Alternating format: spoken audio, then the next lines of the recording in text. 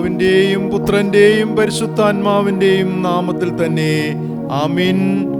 ഇത് യഹോവ ഉണ്ടാക്കിയ ദിവസം, ഇന്ന് നാം സന്തോഷിച്ച് ആനന്ദിക്കാം. ദൈവം ആത്മാവാകുന്നു, അവിടുത്തെ നമസ്കരിക്കുന്നവർ ആത്മാവിലും സത്യത്തിലും നമസ്കരിക്കണം. നമുക്ക് നമ്മുടെ ദൈവത്തോട് പ്രാർത്ഥിക്കാം. സകല ചരാചരങ്ങളുടെയും സർവജ്ഞാനത്തിൻ്റെയും ഉടമസ്ഥനായിരിക്കുന്ന സർവശക്തനായ സ്വർഗീയ പിതാവാം ഞങ്ങളുടെ നല്ല ദൈവമേ, അൽഫായും ഒമേഗയും ആദിയും അന്തവും ആദ്യനും ഒടുക്കത്തിനുമായ ജീവനുള്ള ദൈവത്തിന്റെ സന്നിധിയിൽ ഞങ്ങൾ തന്നെ സമർപ്പിക്കുവാനും ഈ വിശുദ്ധ ദിവസത്തിന്റെ പ്രഭാതത്തിൽ നാഥ അങ്ങേ മഹത്വപ്പെടുത്തുവാൻ ഞങ്ങളെ സഹായിക്കുന്നതോർത്ത് നന്ദിയോടെ സ്തുതിക്കുന്നു. പിതാവേ, സ്തോത്രം ചെയ്യുന്നു. ഒരു മാസത്തിന്റെ നന്മകൾ അനുഭവിച്ച ഞങ്ങൾക്ക് 2021 ഒരു പുതിയ മാസം കാണുവാനും, കർത്താവെ, ആദ്യ ഞായറാഴ്ചയിൽ സർവശക്തന്റെ സന്നിധിയിൽ കടന്നു വന്ന് അങ്ങേ ആരാധിപ്പാനും മഹത്വപ്പെടുത്തുവാനും ദൈവം നൽകിയ ഭാഗ്യത്തെ ഓർത്ത് സ്തുതിക്കുന്നു, സ്തോത്രം ചെയ്യുന്നു. പ്രിയ പിതാവേ, ലോക്ക്ഡൌണിന്റെ ഈ കാലഘട്ടത്തിൽ നാഥ ഞങ്ങളായിരിക്കുന്ന സ്ഥലങ്ങളിൽ ദൈവാലയത്തിൽ നിന്നുള്ള ആരാധനയിലൂടെ അങ്ങേ മഹത്വപ്പെടുത്തുവാൻ ദൈവം ഞങ്ങളെ സഹായിക്കുന്നല്ലോ, സ്തോത്രം ചെയ്യുന്നു. അവിടുത്തെ നീതിയുള്ള കരം, അവിടുത്തെ സമാധാനം ഞങ്ങളുടെ ജീവിതങ്ങളിൽ പകരുമാറാകണമെന്ന് പ്രാർത്ഥിക്കുന്നു.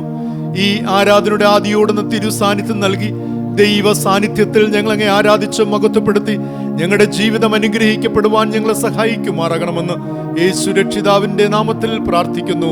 പ്രാർത്ഥന കേൾക്കണം സ്വർഗീയ നല്ല പിതാവേ, ആമീൻ. ദൈവ നാമ മഹത്വത്തിന് സ്തുതിക്കുമായി ക്രിസ്തീയ ആരാധനയ്ക്കുള്ള പാഠപുസ്തകത്തിലെ 23-ാം ഗീതം, പരിശുദ്ധ പരനെ നിരന്തരം സ്തുതിപ്പിൻ, പാടി തൻ നാമം കൊണ്ടാടി കുമ്പിടുവിൻ എന്നാരംഭിക്കുന്ന 23-ാം ഗീതം നമുക്കെല്ലാവർക്കും ചേർന്ന് ആലപിക്കാം.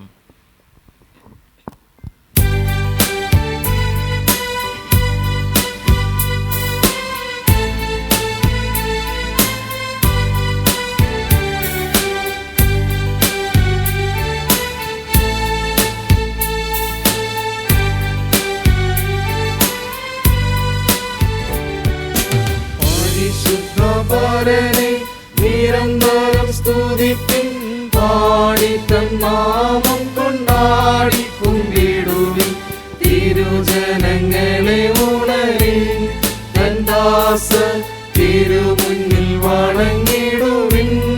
എന്നേക്കും നാഥനും നമുക്കും നാഥനുമായുള്ള നല്ല യഹോവയെ എല്ലാവരും സ്തുതിപ്പിൻ.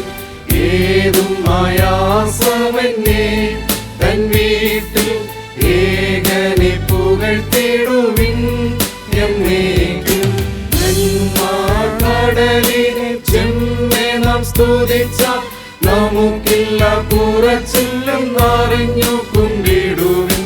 ഇമ്മഹപദവിയെ നാം എല്ലാരും ഇഷ്ടത്തോടാചരിക്കാം. എന്നേക്കും മാനവും പാലും താനത്രേ ചമച്ചു, വല്ലഭൻ നല്ലവൻ എല്ലാരിലുയർന്നു. ജ്ഞാനത്തോടെ സ്തുതിപ്പിൻ, തൻ പേരിൽ നല്ല കീർത്തികൾ കൊടുപ്പിൻ. എന്നേക്കും ദൈവപിതാവേ, ദിവ്യകുമാര, ദൈവശുദ്ധാത്മ പ്രിയേക ദേവേശ, സർവകാലവും പുകഴ്ച ഭവാനു ഭവിക്കണം. ഹല്ലേലൂയാ, ആമേൻ. തുടർന്ന് നമുക്ക് ഏവർക്കും ആരാധനാക്രമം 3-ാം പുറം സ്തുതി ലിത്താനികൾ 1-ാം ഭാഗം നമുക്ക് പ്രാർത്ഥനയുടെ ക്രമമായി ഉപയോഗിക്കാം. ആരാധനാക്രമം 3-ാം പുറം സ്തുതി ലിത്താനികളിൽ 1-ാം ഭാഗം. ദൈവമേ, സിയോനിൽ സ്തുതി അങ്ങേക്ക് യോഗ്യം, അങ്ങേക്ക് തന്നെ നേർച്ച കഴിക്കുന്നു. പ്രാർത്ഥന കേൾക്കുന്ന ദൈവമേ, സകല ജനവും അങ്ങയുടെ അടുക്കലേക്ക് വരുന്നു. യഹോവയുടെ വാതിലുകൾ സ്തോത്രത്തോടും അവിടുത്തെ പ്രാകാരങ്ങൾ സ്തുതിയോടും കൂടെ വരുവിൻ. യഹോവയ്ക്ക് സ്തോത്രം ചെയ്ത് അവിടുത്തെ നാമത്തെ വാഴ്ത്തുവിൻ.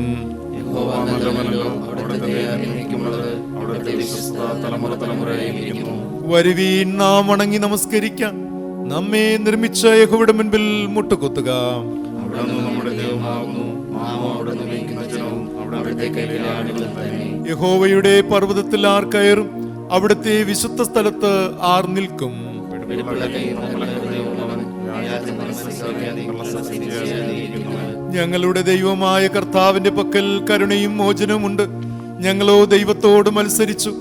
അവിടുന്ന് തന്റെ ദാസന്മാരായ പ്രവാചകൻ മുഖാന്തരം ഞങ്ങളുടെ മുൻപിൽ വെച്ചിരിക്കുന്ന ന്യായപ്രമാണപ്രകാരം നടപ്പാൻ ഞങ്ങൾ ഞങ്ങളുടെ ദൈവമായയുടെ വചനം കേട്ടനുസരിച്ചില്ല.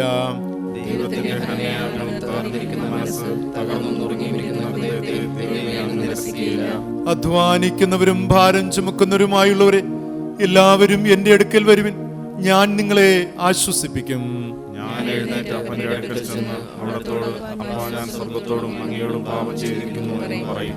ചേർന്ന് ചൊല്ലാം. എന്റെ പാറയും എന്റെ വീണ്ടെടുപ്പുകാരനുമായ യഹോവേ, എന്റെ വായിലെ വാക്കുകളും എന്റെ ഹൃദയത്തിലെ ധ്യാനവും അങ്ങേക്ക് പ്രസാദകരമായിരിക്കുമാറാകട്ടെ. ആമീൻ. കർത്താവിൽ പ്രിയ സഹോദരങ്ങളെ, നമ്മുടെ പരപിതാവായ സർവശക്തിയുള്ള ദൈവത്തിന്റെ അളവറ്റ കരുണയാലും സ്നേഹത്താലും നമ്മുടെ പാപങ്ങൾ മോചിക്കപ്പെടേണ്ടതിന് നാം ചെയ്തു പോയ പലവിധ പാപങ്ങളും കുറ്റങ്ങളും മറയ്ക്കാതെ താഴ്മയും അനുതാപവും അനുസരണമുള്ള ഹൃദയത്തോട് ഏറ്റുപറവാൻ ദൈവവചനം നമ്മെ പ്രേരിപ്പിക്കുന്നു. ആയതുകൊണ്ട് നമുക്കെല്ലാവർക്കും വിശുദ്ധ ഹൃദയത്തോടും വിനയ ശബ്ദത്തോടും സ്വർഗീയ കൃപാസന സന്നിധിയിൽ മുട്ടുകുത്തി ദൈവസന്നിധിയിൽ നമ്മുടെ പാപങ്ങൾ ഏറ്റുപറയാം. നമ്മുടെ ദൈവത്തോട് പ്രാർത്ഥിക്കാം. ഏറ്റവും വിനയത്തോടെ ദൈവസന്നിധിയിൽ നമ്മെ തന്നെ സമർപ്പിച്ചുകൊണ്ട് തിരുവചനം നമ്മെ ഓർപ്പിക്കുന്നു. വിശുദ്ധി കൂടാതെ ദൈവത്തെ ആരാധിപ്പാനോ ദൈവത്തെ ദർശിപ്പാനോ കഴിയുന്നതല്ല. ഈ പുതിയ മാസത്തിന്റെ ആദ്യ ഞായറാഴ്ചയുടെ പ്രഭാതത്തിൽ ദൈവത്തിന്റെ സന്നിധിയോളം നാം കടന്നു വന്നിരിക്കുമ്പോൾ നമുക്ക് കർത്താവിനോട് പറയാം, കർത്താവെ, അറിഞ്ഞും അറിയാതെയും വിചാരത്തിലും വാക്കിലും പ്രവൃത്തിയിലും ഞങ്ങൾ എവിടെയെങ്കിലും പിഴച്ചുപോയെങ്കിൽ നാഥ, ഞങ്ങളുടെ പിഴവുകളെ പൊറുക്കണമേ എന്ന് നമുക്ക് പ്രാർത്ഥിക്കാം.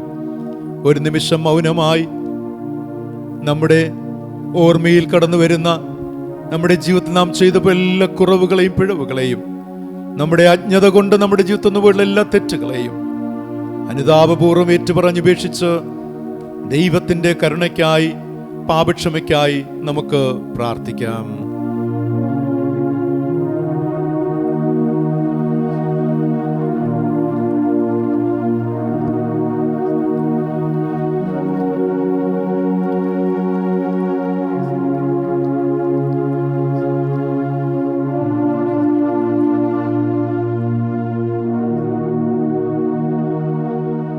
മനഃപൂർവമായ മാനസാന്തരത്തോടും സത്യവിശ്വാസത്തോടും നാം ദൈവത്തിലേക്ക് തിരിയുന്നുവെങ്കിൽ 9-ാം പുറത്തിലെ അനുതാപ പ്രാർത്ഥന നമുക്ക് ഒരുമിച്ച് ചൊല്ലാം. ആരാധനക്രമം 9-ാം പുറം. സർവശക്തിയും മഹാകരുണയുമുള്ള പിതാവേ, ഞങ്ങൾ കാണാതെ പോയ ആടുകളെ പോലെ അങ്ങയുടെ വഴികളിൽ നിന്ന് തെറ്റി ചിന്നിയിരിക്കുന്നു. ഞങ്ങളുടെ സ്വന്തം ഹൃദയങ്ങളിലെ വിചാരങ്ങളെയും മോഹങ്ങളെയും അനുസരിച്ച് ഞങ്ങൾ നടന്നിരിക്കുന്നു. ഞങ്ങൾ അങ്ങയുടെ വിശുദ്ധ കൽപ്പനകൾ ലംഘിച്ചിരിക്കുന്നു. ഞങ്ങൾ ചെയ്യേണ്ട കാര്യങ്ങൾ ചെയ്യാതെ ചെയ്യരുതാത്ത കാര്യങ്ങൾ ചെയ്തിരിക്കുന്നു. ഞങ്ങൾക്ക് സൗഖ്യവുമില്ല. എന്നാലും കർത്താവെ, ഞങ്ങളോട് കരുണയുണ്ടായി ഞങ്ങളുടെ കുറ്റങ്ങൾ ക്ഷമിക്കണമേ. പാപി മരിക്കണമെന്നല്ല, അവൻ ദുഷ്ടത വിട്ട് തിരിഞ്ഞ് ജീവിക്കണമെന്ന് മാത്രം അങ്ങ് ആഗ്രഹിക്കുന്നു എന്ന് ഞങ്ങൾ അറിയുന്നു. ദയയുള്ള പിതാവേ, ഞങ്ങൾ അനുതാപ ഹൃദയത്തോടുകൂടെ അങ്ങിലേക്ക് തിരിയുന്നു. ഞങ്ങളുടെ കർത്താവായ യേശു ക്രിസ്തുവിൽ അങ്ങ് ഞങ്ങൾക്ക് അറിയിച്ചിരിക്കുന്ന കരുണയുള്ള വാഗ്ദത്തങ്ങളിൽ ഞങ്ങൾ ആശ്രയിക്കുന്നു.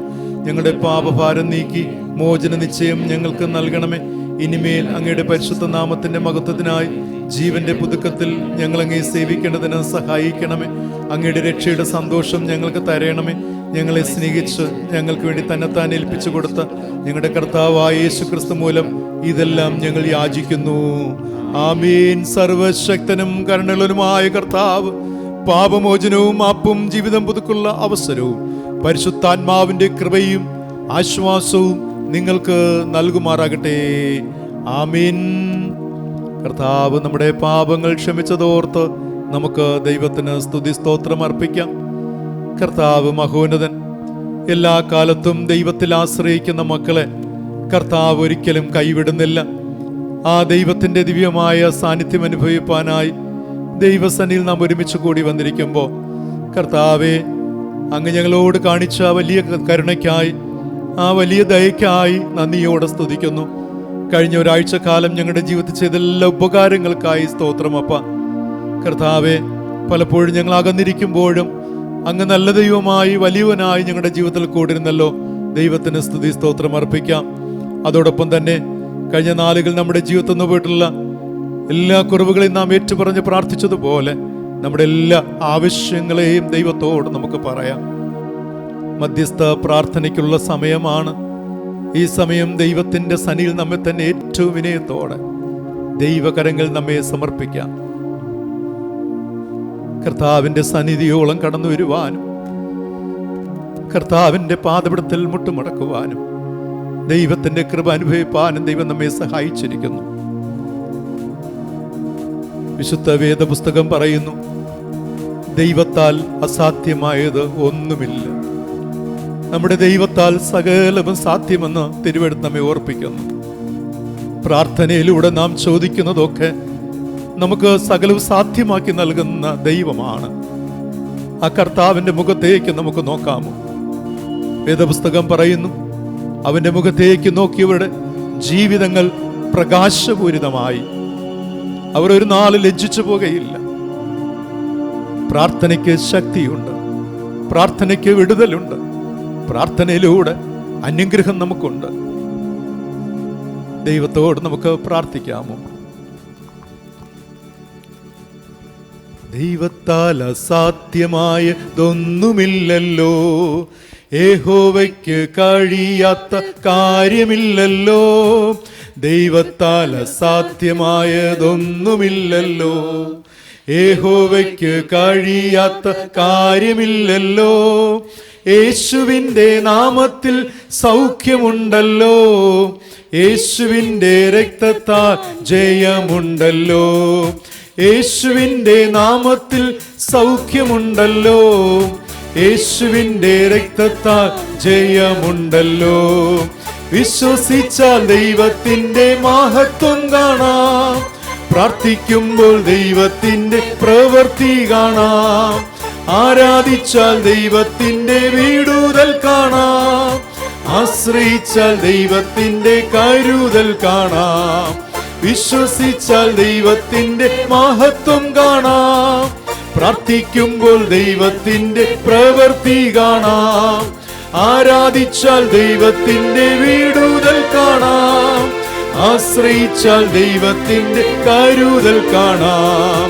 അബ്രഹാം യഹോവയെ വിശ്വസിച്ചപ്പോൾ ദൈവം അതു നീതിക്കായി കണക്കിട്ടല്ലോ.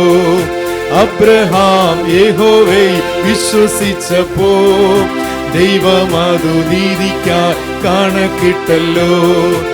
അതിമഹത്തായ പ്രതിഫലം കൊടുത്തു, ബഹുജാതികൾക്കു പിതാവാക്കി തീർത്തല്ലോ. അതിമഹത്തായ പ്രതിഫലം കൊടുത്തു, ബഹുജാതികൾക്കു പിതാവാക്കി തീർത്തല്ലോ. വിശ്വസിച്ചാൽ ദൈവത്തിൻ്റെ മഹത്വം കാണാം, പ്രാർത്ഥിക്കുമ്പോൾ ദൈവത്തിൻ്റെ പ്രവൃത്തി കാണാം. ആരാധിച്ചാൽ ദൈവത്തിൻ്റെ വീടുതൽ കാണാം, ആശ്രയിച്ചാൽ ദൈവത്തിൻ്റെ കരുതൽ കാണാം. വിശ്വസിച്ചാൽ ദൈവത്തിൻ്റെ മഹത്വം കാണാം, പ്രാർത്ഥിക്കുമ്പോൾ ദൈവത്തിൻ്റെ പ്രവൃത്തി കാണാം. ആരാധിച്ചാൽ ദൈവത്തിൻ്റെ വീടുതൽ കാണാം, ആശ്രയിച്ച ദൈവത്തിൻ്റെ കരുതൽ കാണാം. സ്തുതികളുടെ മധ്യേ വാസമായിരിക്കുന്ന സർവശക്തനായ സ്വർഗീയ പിതാവാം ഞങ്ങളുടെ നല്ല ദൈവമേ, അനുഗ്രഹിക്കപ്പെട്ട നാഥ, ഈ നല്ല പ്രഭാതവേളയ്ക്കായി നന്ദി നിറഞ്ഞ ഹൃദയത്തോടെ അങ്ങ് സ്തുതിക്കുന്ന പിതാവേ. സ്തോത്രം സ്തോത്രം സ്തോത്രം ചെയ്യുന്ന കർത്താവേ, എല്ലാ നാളിലും ഞാൻ നിങ്ങളോട് കൂടെയുണ്ട്, ഭയപ്പെടേണ്ട നളിച്ചത് ക്രിസ്തുനാഥന്റെ സന്നിധിയിൽ കർത്താവേ. വിശ്വാസത്തോടെ പ്രത്യാശയോടെ കർത്താവേ പിതാവേ അങ്ങേ ആശ്രയിപ്പാനും അങ്ങിൽ ആശ്രയം വയ്പ്പാനും ഈ പ്രഭാതവേളയിൽ ഞങ്ങളെ സഹായിച്ചല്ലോ. സ്തോത്രം സ്തോത്രം സ്തോത്രം ചെയ്യുന്ന കർത്താവേ, ഞങ്ങളായിരിക്കുന്ന സ്ഥലങ്ങളിൽ വീടുകളിലായിരുന്നു കൊണ്ട് കർത്താവെ, ഞങ്ങളുടെ ഭവനങ്ങളിലായിരുന്നു കൊണ്ട് കർത്താവെ, വിശുദ്ധ ദൈവാലയത്തിൽ നിന്നും അൾത്താരിൽ നിന്ന് ലഭിക്കുന്ന കർത്താവെ ആരാധനയുടെ കർത്താവെ ദിവ്യമായ സാന്നിധ്യം കർത്താവെ ഞങ്ങളുടെ ജീവിതങ്ങളിൽ അനുഭവിപ്പാൻ അങ്ങ് സഹായിക്കുന്നല്ലോ. നന്ദിയോടെ സ്തോത്രം ചെയ്യുന്നു കർത്താവെ. ഞങ്ങളുടെ കർത്താവ് മഹോന്നതനാകുന്നു, ആരിലും ഉന്നതനാകുന്നു കർത്താവെ. വിശ്വാസത്തോടെ ഞങ്ങൾ പ്രാർത്ഥിക്കുമ്പോൾ, വിശ്വാസത്തോടെ ഞങ്ങൾ ആരാധിക്കുമ്പോൾ കർത്താവെ അങ്ങ് ഞങ്ങളെ അനുഗ്രഹിക്കുന്ന ദൈവമാണല്ലോ കർത്താവെ. അങ്ങ് പറഞ്ഞല്ലോ, ഭയപ്പെടേണ്ട, ഞാൻ ആദ്യനും അന്ത്യനുമാകുന്നു, ഞാൻ നിന്നെ വീണ്ടെടുത്തിരിക്കുന്നു. നന്ദി കർത്താവെ. ആമേൻ കർത്താവെ. വീണ്ടെടുപ്പിന്റെ ആ മഹാ അനുഭവത്തിലൂടെ കർത്താവെ അങ്ങേ ആരാധിപ്പാനും സ്തുതി സ്തോത്രം അർപ്പിപ്പാനും രക്ഷകനായ യേശു ഞങ്ങളെ സഹായിക്കുന്ന കൃപയ്ക്കായി സ്തുതിക്കുന്നു പിതാവേ. നന്ദിയോടെ സ്തോത്രം സ്തോത്രം സ്തോത്രം ചെയ്യുന്ന കർത്താവെ. തലമുറ തലമുറയായി അങ്ങ് ഞങ്ങളുടെ സംഗീതമായിരിക്കുന്നത് കൊണ്ട് സ്തോത്രം ചെയ്യുന്ന കർത്താവെ. ഈ ലോകത്തിൽ കർത്താവെ ഞങ്ങൾക്ക് വിശ്വസിപ്പാനും ആശ്രയിപ്പാനും ഞങ്ങൾക്ക് സ്നേഹിപ്പാനും ഏക ദൈവം കർത്താവെ, ആ ത്രിയേക ദൈവത്തെ ഞങ്ങൾ മഹത്വപ്പെടുത്തുന്നു കർത്താവെ. ദൈവത്തെ അറിയുവാനും സത്യ ദൈവത്തെ ആരാധിപ്പാനും സത്യദൈവത്തിൽ വിശ്വസിപ്പാനും അങ്ങേ സ്നേഹിപ്പാനും ഒക്കെ കർത്താവെ അതത് നാളുകളിലും കാലങ്ങളിലും അപ്പ ദൈവം ഞങ്ങളെ സഹായിച്ചുകൊണ്ടിരിക്കുന്നതോർത്ത് സ്തോത്രം ചെയ്യുന്നു കർത്താവെ. ഞാൻ നിന്നെ രക്ഷിപ്പാൻ നിന്നോട് കൂടെയുണ്ട്, ഞാൻ നിന്നെ വിടുവിക്കുന്ന ദൈവമാകുന്നു, ഞാൻ നിന്നെ കൈവിടുകയില്ല ഉപേക്ഷിക്കുകയില്ല നല്ലിച്ചത് കർത്താവെ. അങ്ങ് ഞങ്ങൾ സ്നേഹിക്കുന്നു അപ്പ, അങ്ങ് ഞങ്ങൾ ആരാധിക്കുന്നു, മഹത്വപ്പെടുത്തുന്നു കർത്താവെ. ഈ പ്രഭാതത്തിൽ ഞങ്ങളുടെ ഉള്ളത്തെ അവിടുത്തെ സാന്നിധ്യത്താൽ നിറയ്ക്കണമെന്ന് പ്രാർത്ഥിക്കുന്നു കർത്താവെ. ഞങ്ങളുടെ ബോധമണ്ഡലത്തിൽ കർത്താവെ അങ്ങയുടെ ദിവ്യ ശക്തി പകരുമാറാകണമെന്ന് പ്രാർത്ഥിക്കുന്നു കർത്താവെ. പിതാവെ, ഞങ്ങൾ കുറവുകളുള്ളവരാണപ്പ, ഞങ്ങൾ ബലഹീനരാണ് കർത്താവെ. അങ്ങ് പറഞ്ഞല്ലോ, ബലഹീനതയിൽ അവിടുത്തെ ശക്തി ഏറെ തികഞ്ഞു വരുന്നു എന്ന് കർത്താവെ. അങ്ങനെയെങ്കിൽ പ്രിയ പിതാവെ, ഈ പ്രഭാതത്തിലപ്പ ആ ശക്തി ഞങ്ങളുടെ മേൽ നിറയ്ക്കണമെന്ന് പ്രാർത്ഥിക്കുന്നു കർത്താവെ. ഭവനങ്ങളിൽ അതത് സ്ഥലങ്ങളിലായിരുന്നു കൊണ്ട് കർത്താവെ ഈ ആരാധന പങ്കെടുത്തുകൊണ്ട് പ്രാർത്ഥിച്ചു കൊണ്ടിരിക്കുന്ന അങ്ങയുടെ മക്കളുടെ മേൽ അവിടുത്തെ ശക്തി പകരുമാറാകണമെന്ന് പ്രാർത്ഥിക്കുന്നു കർത്താവെ. സൈന്യത്താലല്ല, ആമികത്തെ ശക്തിയാലുമല്ല, ദൈവത്തിന്റെ ആത്മാവ്, അതേ നാഥ, ആത്മാവിന്റെ ശക്തി കർത്താവെ ഞങ്ങൾ എല്ലാവരും അനുഭവിപ്പാൻ കൃപയാൽ ഞങ്ങളെ സഹായിക്കണമെന്ന് പ്രാർത്ഥിക്കുന്നു കർത്താവെ. ദൈവമേ, ഞങ്ങളുടെ മനസ്സിനെ അവിടെ നോക്കിക്കാണുന്നുവല്ലോ, ഞങ്ങളുടെ ചിന്തകളെ, ഞങ്ങളുടെ തീരുമാനങ്ങളെ, ഞങ്ങളുടെ പ്രവർത്തികളെ നോക്കിക്കാണുന്ന ദൈവമാണല്ലോ കർത്താവെ. യേശുവേ, അവിടുത്തെ വിശുദ്ധിയാൽ ഞങ്ങളെ വിശുദ്ധീകരിക്കണമെന്ന് പ്രാർത്ഥിക്കുന്നു കർത്താവെ. വിശുദ്ധി കൂടാതെ അങ്ങ് ആരാധിപ്പാൻ കഴിയുകയില്ലല്ലോ കർത്താവെ. എൻ്റെ ദൈവമേ, ഞങ്ങളുടെ പ്രാർത്ഥനകൾ കേൾക്കുവാൻ തക്കവണ്ണം ഞങ്ങളുടെ അതരങ്ങളെ വിശുദ്ധീകരിക്കണമെന്ന് പ്രാർത്ഥിക്കുന്നു കർത്താവെ. ഞങ്ങളുടെ ചിന്താമണ്ഡലത്തെ വിശുദ്ധീകരിക്കണമേ, ഞങ്ങളുടെ തീരുമാനങ്ങളെ വിശുദ്ധീകരിക്കണമേ, ഞങ്ങൾ അനുദിന പ്രവർത്തികളെ വിശുദ്ധീകരിക്കണമെന്ന് പ്രാർത്ഥിക്കുന്നു കർത്താവെ.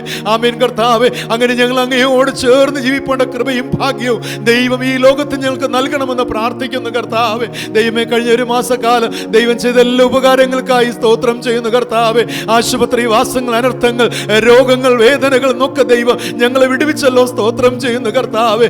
ആമേൻ ആമേൻ. കഷ്ടതയിലാകുന്നതിന് മുൻപേ കർത്താവെ, ആമേൻ തങ്ങളുടെ ചട്ടങ്ങളെ പഠിപ്പാൻ തക്കവണ്ണം അതിലൂടെ ഞങ്ങളുടെ ജീവിതങ്ങളെ ക്രമപ്പെടുത്തുവാൻ ദൈവം ഞങ്ങളെ സഹായിച്ചല്ലോ, സ്തുതിക്കുന്നു കർത്താവെ. സങ്കീർത്തനത്തിൽ നിന്ന് വായിക്കുന്നത് പോലെ തന്നെ കർത്താവെ, ആമേൻ കർത്താവ്, ഞങ്ങൾ വഴിയിൽ വെച്ച് നശിച്ചു പോകാതെ വണ്ണം കർത്താവെ, അകാലത്തിൽ പൊലിഞ്ഞു പോകാതെ വണ്ണം, ഞങ്ങൾ നഷ്ടപ്പെട്ടു പോകാതെ വണ്ണം കർത്താവെ, യേശുവെ, നല്ലിടയനായ യേശുവിനെ പിൻപറ്റുന്ന നല്ലൊരു ആട്ടിൻകൂട്ടമായി ദൈവം ഞങ്ങളെ അപ്പ കൃപയായി അങ്ങ് ബലപ്പെടുത്തി വഴി നടത്തണമെന്ന് പ്രാർത്ഥിക്കുന്നു കർത്താവെ. അങ്ങ് ഞങ്ങൾക്ക് പിതാവും രക്ഷകനുമാകുന്നു കർത്താവെ. ഞങ്ങൾ അങ്ങയുടെ വിശുദ്ധ ജനമാകുന്നു കർത്താവെ, അങ്ങയുടെ മക്കളാകുന്നു കർത്താവെ. ഞങ്ങളെ എവിടുന്ന് രാജകീയ പുരോഹിത വംശമായി വിശുദ്ധ ജനമായി ദൈവം തിരഞ്ഞെടുത്തിരിക്കുന്നത് ഓർത്ത് സ്തുതിക്കുന്നു കർത്താവെ. അതിൽ ഞങ്ങൾ ഉറച്ചു വിശ്വസിച്ചുകൊണ്ട് കർത്താവെ ഈ പ്രഭാതത്തിലപ്പ ഞങ്ങളുടെ ജീവിതത്തിന്റെ എല്ലാ വിഷയങ്ങളും തരുന്നു കർത്താവെ. ഈ പ്രാർത്ഥനയിലൂടെ അങ്ങ് സമർപ്പിക്കുന്നു കർത്താവെ. ഞങ്ങളുടെ ജീവിതത്തെ അനുഗ്രഹിക്കണമേ കർത്താവെ. ഒരേ ഒരു ജീവിതം അപ്പ അങ്ങ് ഞങ്ങൾക്ക് നൽകിയിരിക്കുന്നത് കർത്താവെ. ഈ ജീവിതം തിരുമുൽ കാഴ്ചയായി അപ്പ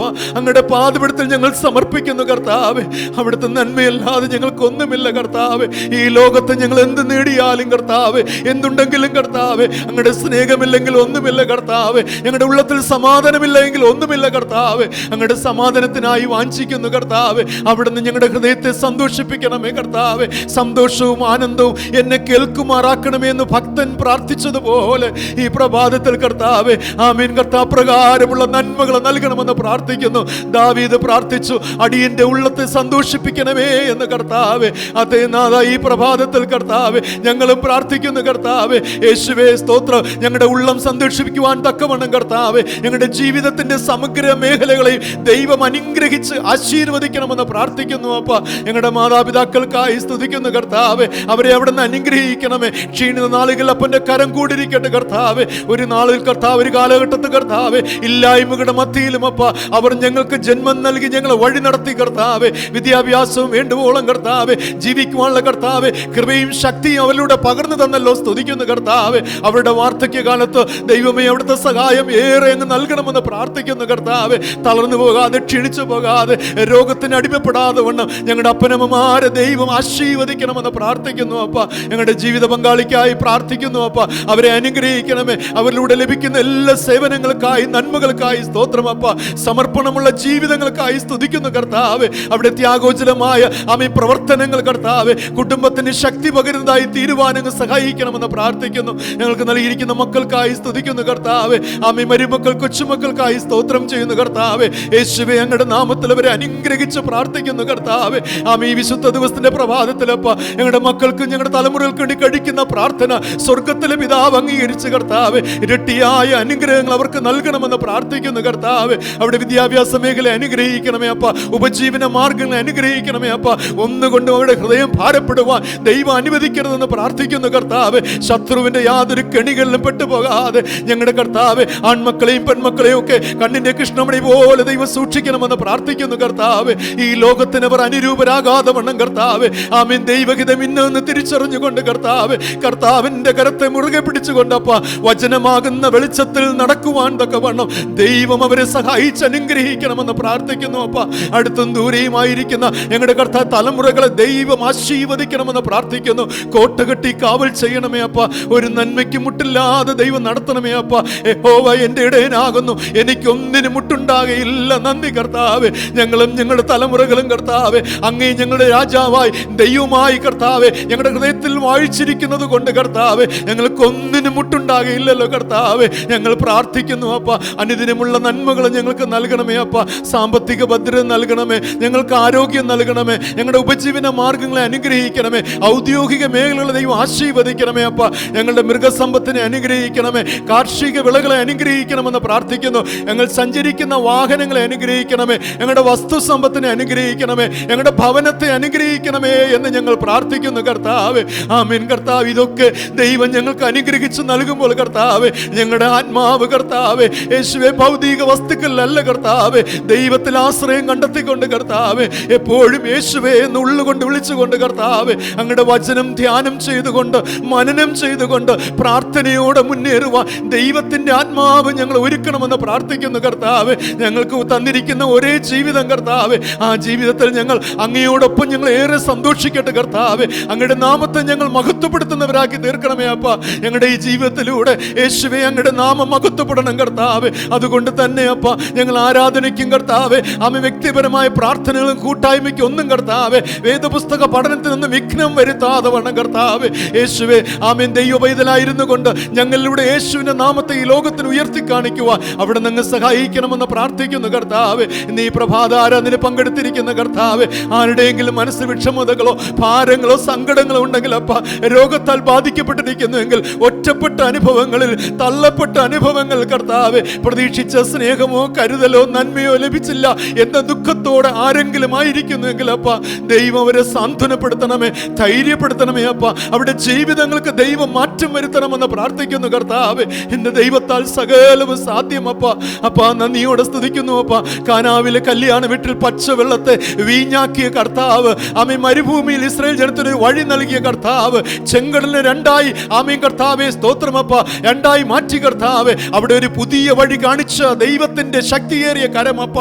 അത്ഭുത പ്രവൃത്തിയപ്പ ഞങ്ങളുടെ മേലും പ്രിയപ്പെട്ടവരുടെ മേലും അങ്ങ് പകരുമാറാകണമേ. അത്ഭുതങ്ങളെ കാണുമാറാക്കണമെന്ന് പ്രാർത്ഥിക്കുന്നു കർത്താവ്. യോശുവായോട് പറഞ്ഞല്ലോ നാഥ ഇന്ന് നിങ്ങളെ തന്നെ വിശുദ്ധീകരിപ്പിൻ, നാളെ യഹോവ നിങ്ങളുടെ മധ്യ അത്ഭുതം പ്രവർത്തിക്കുമെന്ന് കർത്താവ്. അതെ അപ്പ ഞങ്ങളെ തന്നെ വിശുദ്ധീകരിക്കട്ടെ കർത്താവ്. ഇന്ന് ഞങ്ങളെ വിശുദ്ധീകരിക്കുമ്പോൾ നാളെ ഞങ്ങളുടെ ജീവിതത്തിൽ അത്ഭുതങ്ങളെ കാണുമാറാക്കുന്ന ദൈവമാണല്ലോ കർത്താവ്. അങ്ങനെ എല്ലാ ഹൃദയവും സന്തോഷിക്കട്ടെ കർത്താവ്. ആരും കർത്താവ് വിഷമിക്കാനോ തളർന്നു പോകുവാനോ നിരാലംബരായി തീരുവാനോ അനുവദിക്കരുതേ എന്ന് ഞങ്ങൾ യാചിക്കുന്നു കർത്താവ്. എല്ലാവരെയും സഹായിക്കേ ബലപ്പെടുത്തണമേ അപ്പ. പുതുതായി വിവാഹം കഴിഞ്ഞവർക്കായി സ്തോത്രം, വിവാഹത്തിനായി ഒരുങ്ങുന്നവർക്കായി സ്തോത്രം അപ്പ. ദാമ്പത്യ ജീവിതത്തിലേറെ നന്മകൾ അനുഗ്രഹങ്ങൾ നൽകണമേ അപ്പ. വിവാഹം കഴിഞ്ഞ് കുഞ്ഞുങ്ങളില്ലാതിരിക്കുന്ന ദമ്പതികളെ അപ്പ യേശുവിന്റെ നാമത്തിൽ ഞങ്ങൾ അനുഗ്രഹിച്ച് പ്രാർത്ഥിക്കുന്നു കർത്താവ്. ഒരു നന്മ നൽകണമേ അപ്പ. സമൂഹത്തിൽ കുടുംബത്തിൽ ഒറ്റപ്പെട്ടു പോകാതെ അവൻ ലജ്ജിച്ചു പോകാതെ ദൈവം അവരെ അനുഗ്രഹിച്ച് ആശീർവദിക്കണമെന്ന് പ്രാർത്ഥിക്കുന്നു. നല്ല ഗർഭഫലങ്ങളെ ദൈവം നൽകണമെന്ന് പ്രാർത്ഥിക്കുന്നു. അപ്പ നന്ദിയോടെ സ്തുതം ഗർഭിണികളായിരിക്കുന്നവരെ ദൈവം സഹായിക്കണമേ. അപ്പ തക്ക സമയത്ത് നല്ല ഫലങ്ങളെ ദൈവം കൊടുക്കണമേ കർത്താവേ. കർത്താവിന്റെ കൃപ കൂടിരിക്കട്ടെ കർത്താവേ. പകർച്ചവ്യാധിയാൽ ഭാരപ്പെടുന്ന കഷ്ടപ്പെടുന്ന മക്കൾക്കായി പ്രാർത്ഥിക്കുന്നു. അവരെയൊക്കെ വിടുവിക്കണമേ അപ്പ. ലോകത്തിന്റെ പകർച്ചവ്യാധി എന്നൊക്കെ ആമേ കർത്താവ് ദൈവം വിടുവിക്കണമേ കർത്താവേ. ആമേ സ്തോത്രം. ഇതിനൊക്കെ കർത്താവ് ആമേ മുന്നണി പോരാളികളായി പ്രവർത്തിക്കുന്ന കർത്താവേ, വിവിധ സർക്കാരുകൾ, വിവിധ ഗവൺമെന്റുകളെ ദൈവകരങ്ങൾ സമർപ്പിക്കുന്നു കർത്താവേ. അവരെടുക്കുന്ന എല്ലാ തീരുമാനങ്ങളെയും അനുഗ്രഹിക്കണമേ അപ്പ.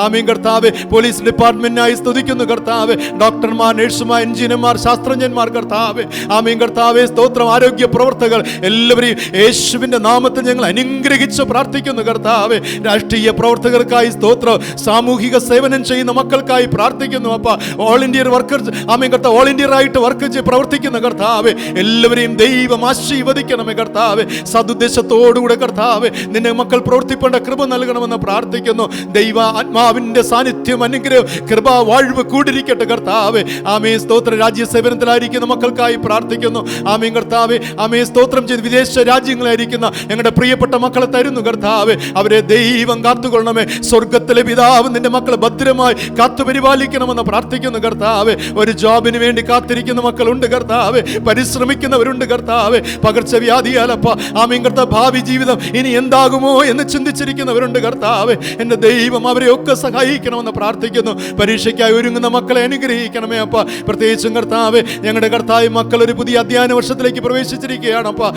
എല്ലാം ഞങ്ങളുടെ മക്കളെയും ദൈവകരങ്ങൾ സമർപ്പിക്കുന്നു കർത്താവേ. ആമേ ഈ വർഷത്തെ പഠനം ഏറ്റവും അനുഗ്രഹപൂർണ്ണമാക്കി തീർക്കണമേ അപ്പ. എത്രയും പെട്ടെന്ന് അപ്പ ആമേൻ കർത്താവേ സ്കൂളുകൾ തുറക്കുവാൻ കർത്താവേ, അവിടെ കർത്താവേ ക്ലാസ്സുകൾ ഒരു കൂട്ടായ്മയുടെ അനുഭവം ലഭ്യമാകുവാൻ ദൈവം സഹായിക്കണമെന്ന് പ്രാർത്ഥിക്കുന്നു അപ്പ. മക്കളുടെ വിദ്യാഭ്യാസത്തെ ദൈവം മാനിക്കണമെന്ന് പ്രാർത്ഥിക്കുന്നു. പഠിക്കുവാണ്ട് ദൈവകൃപ കൊടുക്കണമേ. അങ്ങേ മുൻനിർത്തിക്കൊണ്ട് പഠിക്കുവാണ്ട് എല്ലാ സാധ്യതകളും ദൈവം തുറന്നു കൊടുക്കണമെന്ന് പ്രാർത്ഥിക്കുന്നു. എല്ലാ അധ്യാപകർക്കായി സ്തോത്രം ചെയ്യുന്നു കർത്താവേ. വിദ്യാഭ്യാസ വകുപ്പിനായി സ്തുതിക്കുന്നു കർത്താവേ. അവർ കർത്താവ് ശരിയായ നേതൃത്വം കൊടുക്കുവാണ്ട് കൃപ ദൈവം നൽകണമേ അപ്പ. ഈ ആണ്ടിൽ ഞങ്ങളുടെ മക്കൾക്കൊന്നും രോഗങ്ങളോ അനർത്ഥങ്ങളോ ഒന്നും വരാതെ ആശുപത്രി വാസങ്ങളില്ലാതെ ദൈവം നടത്തണമെന്ന് പ്രാർത്ഥിക്കുന്നു അപ്പ. എല്ലാവരെയും സഹായിക്കണമെന്ന് പ്രാർത്ഥിക്കുന്നു. വൃദ്ധരായവർ, ആമേ നിരാലംബർ, അനാഥർക്കായി പ്രാർത്ഥിക്കുന്നവരെയൊക്കെ ദൈവം സഹായിക്കണമേ അപ്പ. ആശുപത്രികളിലും കർത്താവേ വഴിയോരങ്ങളിലും കഴിയുന്നവരുണ്ട് കർത്താവേ. എല്ലാവരെയും ദൈവം യഥാസ്ഥാനപ്പെടുത്തണമെന്ന് പ്രാർത്ഥിക്കുന്നു കർത്താവേ. നന്ദിയോടെ സ്തുതിക്കുന്നു കർത്താവേ. ഞങ്ങളുടെ കൊച്ചു കേരളത്തിനായി പ്രാർത്ഥിക്കുന്നു കർത്താവേ. ഞങ്ങളുടെ ഭാരതത്തിനായി സ്തോത്രം ചെയ്യുന്നു അപ്പ. ഞങ്ങളുടെ തിരുവനന്തപുരം ജില്ലയ്ക്കായി സ്തുതിക്കുന്നു കർത്താവേ. കേരളത്തിലെ എല്ലാ ജില്ലകളെയും ദൈവകരങ്ങൾ തരുന്നു കർത്താവേ. ഞങ്ങളുടെ ദേശത്തിനായി, ഞങ്ങളുടെ ഇടവകയ്ക്കായി എല്ലാ ജനത്തെയും ദൈവകരങ്ങൾ സമർപ്പിച്ച് പ്രാർത്ഥിക്കുന്നു കർത്താവേ. ആലയത്തിലെ എല്ലാ കുടുംബങ്ങളെയും യേശുവിന്റെ നാമത്തിൽ അനുഗ്രഹിച്ച് പ്രാർത്ഥിക്കുന്നു. എല്ലാവരുടെ ഹൃദയം സന്തോഷിക്കട്ടെ കർത്താവേ. അവർക്ക് ആവശ്യമായതൊക്കെ ദൈവം പ്രദാനം ചെയ്യണമെന്ന് പ്രാർത്ഥിക്കുന്നു കർത്താവേ. നന്ദിയോടെ സ്തുതിക്കുന്നു. യഹോവ നല്ലവനെന്ന് രുചിച്ചറിവേ അവനെ ശരണം പ്രാപിക്കുന്ന പുരുഷൻ ഭാഗ്യവാനെന്നാണല്ലോ അപ്പ. അവക നന്മകളെ എല്ലാവരും അനുഭവിക്കട്ടെ കർത്താവേ. മിഷണറി പ്രവർത്തനങ്ങളെ അനുഗ്രഹിക്കണമേ. ഭാരത സുവിശേഷീകരണത്തിന് മേൽ ദൈവത്തിന്റെ സഹായം നൽകണമേ അപ്പ. മിഷണറിമാരുടെ ധീരമായ പ്രവർത്തനങ്ങളെ ദൈവം മാനിക്കണമെന്ന് പ്രാർത്ഥിക്കുന്നു അപ്പ. ആമേൻ കർത്താവേ സ്തോത്രം. മിഷണറിമാരുടെ വിയോഗത്താൽ അപ്പ ഭാരപ്പെട്ട ഈ കുടുംബങ്ങളെ ദൈവം ആശ്വസിപ്പിക്കണമെന്ന് പ്രാർത്ഥിക്കുന്നു കർത്താവേ. എല്ലാവർക്കും സമാധാനവും സന്തോഷവും ദൈവകൃപയും പകരണമേ. ലോകരാഷ്ട്രങ്ങളെ തരുന്നു കർത്താവേ. വിവിധ സർക്കാരുകൾ, ഗവൺമെന്റുകൾ കർത്താവേ. ആമേ സ്തോത്രം. എല്ലാ ദേശത്തെയും അനുഗ്രഹിക്കണമേ കർത്താവേ. സമാധാന അന്തരീക്ഷം നൽകണമെന്ന് പ്രാർത്ഥിക്കുന്നു അപ്പ. പ്രത്യേകിച്ചും കർത്താവേ ആമേ ലക്ഷദ്വീപിൽ നടക്കുന്ന എല്ലാ പ്രയാസങ്ങളിൽ നിന്ന് ദൈവം വിടുവിക്കണമെന്ന് പ്രാർത്ഥിക്കുന്നു. ആ ജനത്തിന് സ്വതന്ത്രമായി ജീവിക്കുവാനുള്ള കർത്താവേ എല്ലാ അവകാശങ്ങളും നന്മകളും അപ്പ ലക്ഷദ്വീപിലെ ജനസമൂഹത്തിന് ദൈവം നൽകണമെന്ന് പ്രാർത്ഥിക്കുന്നു കർത്താവേ. ദൈവകരമാ മക്കളോട് കൂടിയിരിക്കട്ടെ കർത്താവേ. ആമീൻ കർത്താവേ. എല്ലാവരെയും ദൈവകരങ്ങൾ സമർപ്പിച്ച് പ്രാർത്ഥിക്കുന്നു. തന്നിരിക്കുന്ന നല്ല കാലാവസ്ഥയ്ക്കായി സ്തോത്രം ചെയ്യുന്നു കർത്താവേ. ആമീൻ ഈ കാലവർഷം യാതൊരു കെടുതികളും കർത്താവേ ആമീൻ മനുഷ്യർക്കോ ആമീൻ കർത്താവ് പ്രകൃതിക്ക് വരുത്താതെ വണ്ണം കർത്താവേ എല്ലാം അവിടുത്തെ നിയന്ത്രണത്തിന് കീഴിൽ സമർപ്പിച്ച് പ്രാർത്ഥിക്കുന്നു. എല്ലാ നന്മകൾക്കായി സ്തോത്രം അപ്പ. പ്രാർത്ഥന കേട്ട് ഞങ്ങൾ എല്ലാവരെയും അവിടെ നിന്ന് അനുഗ്രഹിക്കുന്ന ഓർത്ത് സ്തോത്രം ചെയ്യുന്നു അപ്പ. ഞങ്ങൾക്ക് അങ്ങയോട് ചേർന്നിരിക്കുന്നത് ഏറ്റവും നല്ലത് കർത്താവേ. അങ്ങയുടെ അടുത്തിരിപ്പാൻ തക്കവണ്ണം എല്ലാ നാളും ഞങ്ങളെ സഹായിച്ച് അനുഗ്രഹിക്കുമാറാകണമെന്ന് യേശു രക്ഷിതാവിന്റെ നാമത്തിൽ പ്രാർത്ഥിക്കുന്നു. പ്രാർത്ഥന കേൾക്കണം സ്വർഗീയ നല്ല പിതാവേ. ആമീൻ. സ്വർഗസ്ഥനായ ഞങ്ങളുടെ പിതാവേ, തിരുനാമം വിശുദ്ധീകരിക്കപ്പെടണമേ. തിരുരാജ്യം വരണമേ. തിരുവിഷ്ണു സ്വർഗത്തിലെ പോലെ ഭൂമിയിലുമാകണമേ. ഞങ്ങൾക്ക് ആവശ്യമുള്ള ആഹാരം തരണമേ. കടക്കാരോട് ഞങ്ങൾ ക്ഷമിച്ചിരിക്കുന്നത് പോലെ ഞങ്ങളുടെ കടങ്ങളെയും ഞങ്ങളോട് ക്ഷമിക്കണമേ. ഞങ്ങളെ പരീക്ഷയിൽ കടത്താതെ സകല ദോഷങ്ങൾ വിടുവിക്കണമേ. രാജ്യവും ശക്തിയും മഹത്വവും ഇന്നും എന്നേക്കും അങ്ങേക്കുള്ളതല്ലോ. ആമീൻ. ആമീൻ. തുടർന്ന് നമുക്ക് എല്ലാവർക്കും ചേർന്ന് പാഠപുസ്തകത്തിലെ 130-ാം ഗീതം എൻ ആത്മാവിൻ സ്നേഹമേയ്പ്പനെ എൻ ഹൃദയത്തിൽ ആനന്ദമേ എന്നാരംഭിക്കുന്ന 130-ാം ഗീതം ചേർന്ന് ആലപിക്കാം.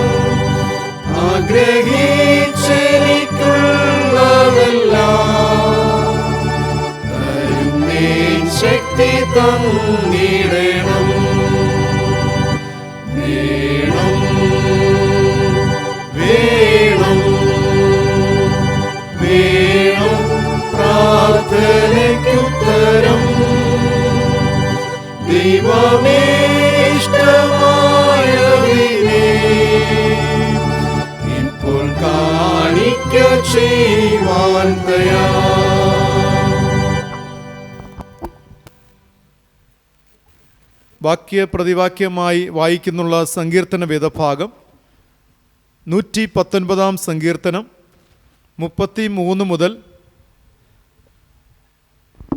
40 വരെയുള്ള തിരുവചന വേദഭാഗം വാക്യ പ്രതിവാക്യമായി വായിക്കാം. സങ്കീർത്തനങ്ങൾ 119, 33 മുതൽ 40 വരെ.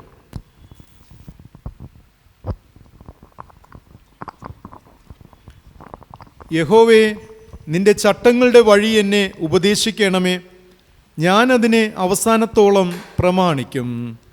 ഞാൻ നിന്റെ ന്യായപ്രമാണം കാക്കേണ്ടതിനും അതിനെ പൂർണ്ണ ഹൃദയത്തോടെ പ്രമാണിക്കേണ്ടതിനും എനിക്ക് ബുദ്ധി നൽകണമേ. നിന്റെ കൽപ്പനകളുടെ പാതയിൽ എന്നെ നടത്തേണമേ, ഞാനതിൽ ഇഷ്ടപ്പെടുന്നുവല്ലോ. ദുരാദായത്തിലേക്കല്ല, നിന്റെ സാക്ഷ്യങ്ങളിലേക്ക് തന്നെ എന്റെ ഹൃദയം ചായ്മാറാക്കണമേ. വ്യാജത്തെ നോക്കാതെ വണ്ണം എൻ്റെ കണ്ണുകളെ തിരിച്ച് നിന്റെ വഴികളിൽ എന്നെ ജീവിപ്പിക്കണമേ. നിന്നോടുള്ള ഭക്തി വർദ്ധിപ്പിക്കുന്നതായ നിന്റെ വചനത്തെ അടിയനെ നിവർത്തിക്കണമേ. ഞാൻ പേടിക്കുന്ന നിന്നെ അകറ്റിക്കളയണമേ. നിന്റെ വിധികൾ നല്ലവയല്ലോ. ഇതാ ഞാൻ നിന്റെ പ്രമാണങ്ങളെ വാഞ്ചിക്കുന്നു. നിന്റെ നീതിയാൽ എന്നെ ജീവിപ്പിക്കണമേ.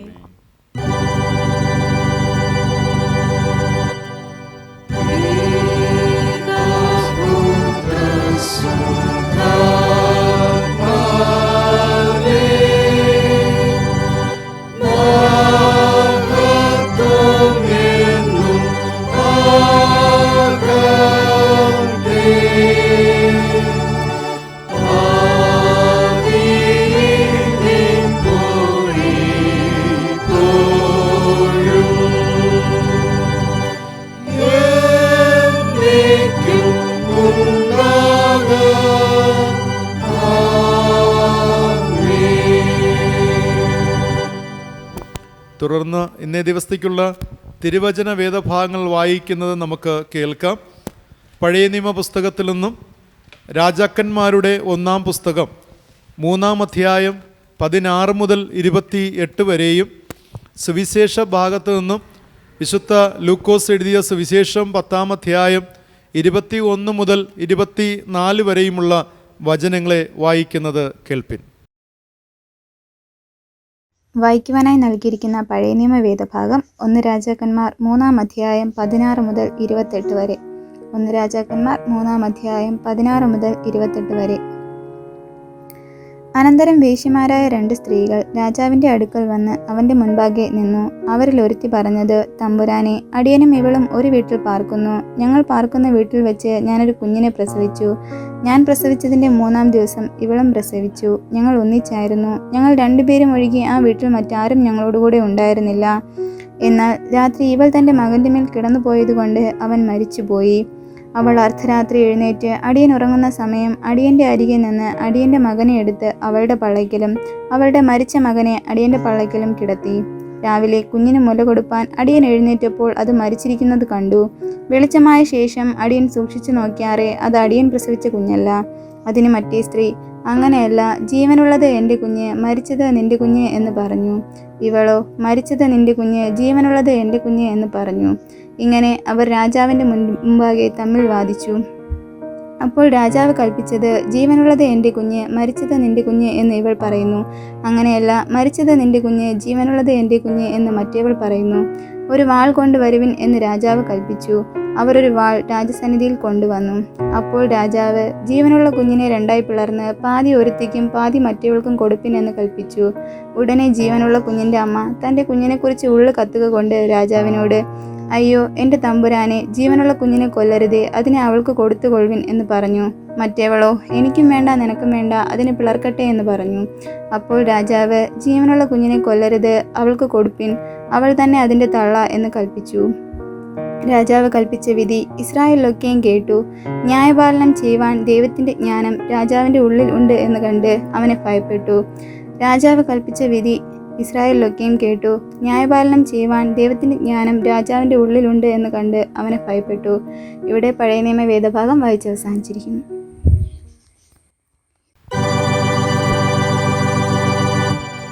ദൈവമേ, നിനക്കു സ്തോത്രമുണ്ടാകട്ടെ.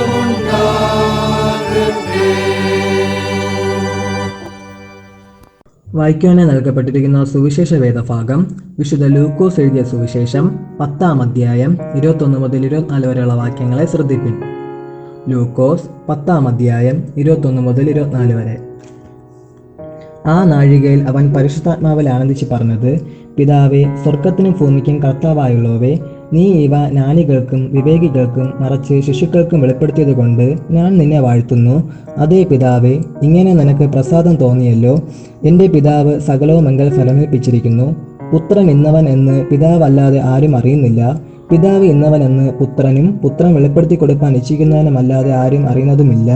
പിന്നെ ശിഷ്യന്മാരുടെ നേരെ തിരിഞ്ഞ്, നിങ്ങൾ കാണുന്നതിനെ കാണുന്ന കണ്ണ് ഭാഗ്യമുള്ളത്. നിങ്ങൾ കാണുന്നതിനെ കാണുവാനേറിയ പ്രവാചകന്മാരും രാജാക്കന്മാരും ഇച്ഛിച്ചിട്ടും കണ്ടില്ല. നിങ്ങൾ കേൾക്കുന്നതിനെ കേൾപ്പാൻ ഇച്ഛിച്ചിട്ടും കേട്ടില്ല എന്ന് ഞാൻ നിങ്ങളോട് പറയുന്നുവെന്ന് പ്രത്യേകം പറഞ്ഞു. ഇവിടെ സുവിശേഷ വേദഭാഗം വായിച്ചവസാനിച്ചു.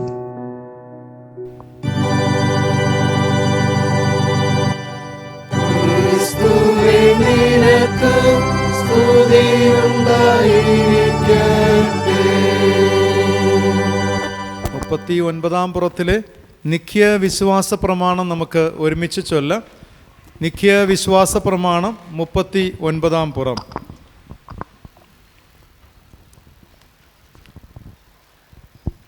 സർവശക്തിയുള്ള പിതാവായി ആകാശത്തെയും ഭൂമിയെയും കാണപ്പെടുന്നവയും കാണപ്പെടാത്തവയുമായുള്ള സകലത്തെയും സൃഷ്ടിച്ച ഏകദൈവത്തിൽ ഞാൻ വിശ്വസിക്കുന്നു.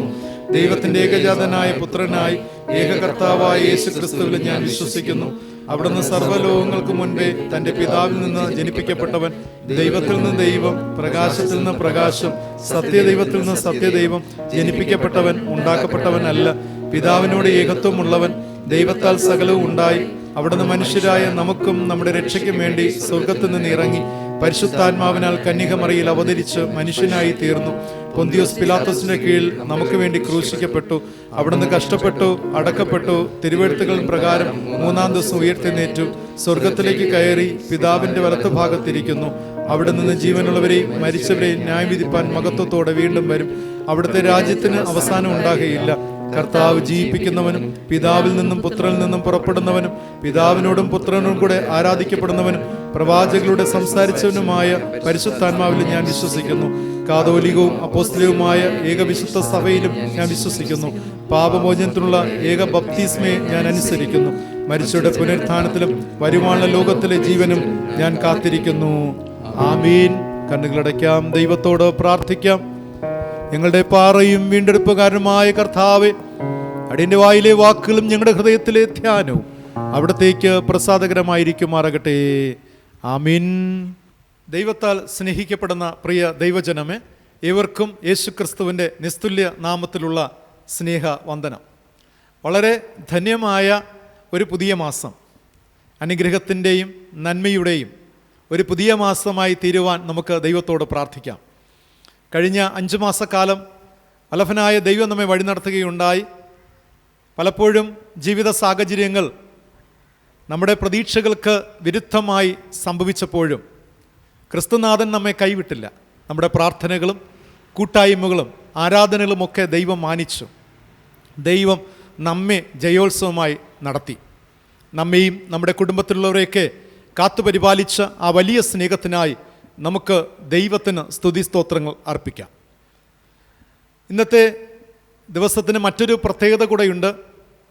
പ്രത്യേകിച്ചും ഇന്ന് ലോകമെമ്പാടുമുള്ള ക്രൈസ്തവ സഭകൾ വിദ്യാഭ്യാസ ഞായറാഴ്ചയായിട്ട് ആചരിക്കുകയാണ്. നാം ഏവരും അറിയുന്നത് പോലെ നൂറ്റാണ്ടുകളായി തലമുറയായി ജൂൺ മാസം ആദ്യത്തെ ആഴ്ചയെന്ന് പറയുന്നത് പുതിയ അധ്യയന വർഷത്തിൻ്റെ തുടക്കമാണല്ലോ. സ്കൂളുകൾ തുറന്നിരുന്നു എങ്കിൽ തീർച്ചയായിട്ടും പുതിയ വസ്ത്രങ്ങളും പുതിയ പാഠപുസ്തകങ്ങളും ഒക്കെ അണിഞ്ഞുകൊണ്ട് സന്തോഷത്തോടുകൂടെ സ്കൂളിൽ പോകുന്ന മനോഹരമായ ചിത്രങ്ങൾ നമ്മുടെ കൺമുന്നിലായിട്ടുണ്ട്. എന്നാൽ കോവിഡ്-19 സാഹചര്യത്തിൽ പ്രത്യേകിച്ചും ഓൺലൈനിലൂടെ ക്ലാസ്സുകൾക്ക് തുടക്കം കുറിച്ചിരിക്കുമ്പോൾ നാം സഭയായി നമ്മുടെ മക്കൾക്ക് വേണ്ടി പ്രാർത്ഥിക്കേണ്ടത് വളരെ അത്യന്താപേക്ഷിതമാണ്. വിദ്യാഭ്യാസം എന്ന് പറയുന്നത് ദൈവം നമുക്ക് നൽകിയിരിക്കുന്ന ഒരു അമൂല്യമായ സമ്പത്താണ്. അതിനെ എപ്രകാരം കൈകാര്യം ചെയ്യുന്നു, അപ്രകാരം വരും തലമുറകളെ വാർത്തെടുക്കുവാൻ കഴിയും എന്നുള്ളതാണ്. എല്ലാവരും ആകാംക്ഷഭരിതരായി ഒരു പ്രതീക്ഷയോടെ പുത്തൻ അനുഭവങ്ങളോടുകൂടെ ഈ അധ്യയന വർഷത്തിലേക്ക് പ്രവേശിച്ചിരിക്കുകയാണ്. ഈ സമയത്തിൽ പ്രിയ അധ്യാപകരോടും വിദ്യാർത്ഥിനികളോടും എനിക്ക് പറയുവാനുള്ളത് 4 കാര്യങ്ങൾ നിങ്ങളുടെ ജീവിതത്തിൽ എപ്പോഴും ഓർമ്മയിലുണ്ടാകണം. ആ 4 കാര്യങ്ങളിൽ ഒന്നാമത്തേത്, ഈ പുതിയ അധ്യയന വർഷത്തിൽ എല്ലാ കാര്യങ്ങളും പ്രാർത്ഥനയോടെ ആരംഭിക്കുക എന്നതാണ്. ഒന്നാമത്തേത് പ്രേ, പ്രാർത്ഥിക്കുക. ഏതൊരു ചെറിയ കാര്യത്തിനും ദൈവത്തിന് പ്രാധാന്യം നൽകുമ്പോൾ ദൈവം ആ ചെറിയ കാര്യത്തിലൂടെ നമ്മുടെ ജീവിതത്തിന് നന്മ ചെയ്യും എന്നുള്ളതാണ്. അതുകൊണ്ട് തന്നെ ഏതൊരു കാര്യവും പ്രാർത്ഥിച്ച് തുടങ്ങുക. രണ്ടാമത്തെ ചിന്ത പ്ലാൻ എന്നതാണ്. പദ്ധതികൾ ആവിഷ്കരിക്കുക. എങ്ങനെ പഠിക്കണം, എപ്രകാരം പഠിക്കണം, സിലബസുകൾ, അതത് ചാപ്റ്ററുകൾ, വരുന്ന പരീക്ഷയ്ക്ക് വേണ്ടി ഏതൊക്കെ തയ്യാറാകണം, ഇങ്ങനെയൊരു പദ്ധതി നമുക്കുണ്ടാകണം. പദ്ധതികളില്ല എങ്കിൽ, പ്ലാൻ ഇല്ല എങ്കിൽ പലപ്പോഴും നമുക്ക് വിജയത്തിലെത്തുവാൻ സാധ്യമല്ല.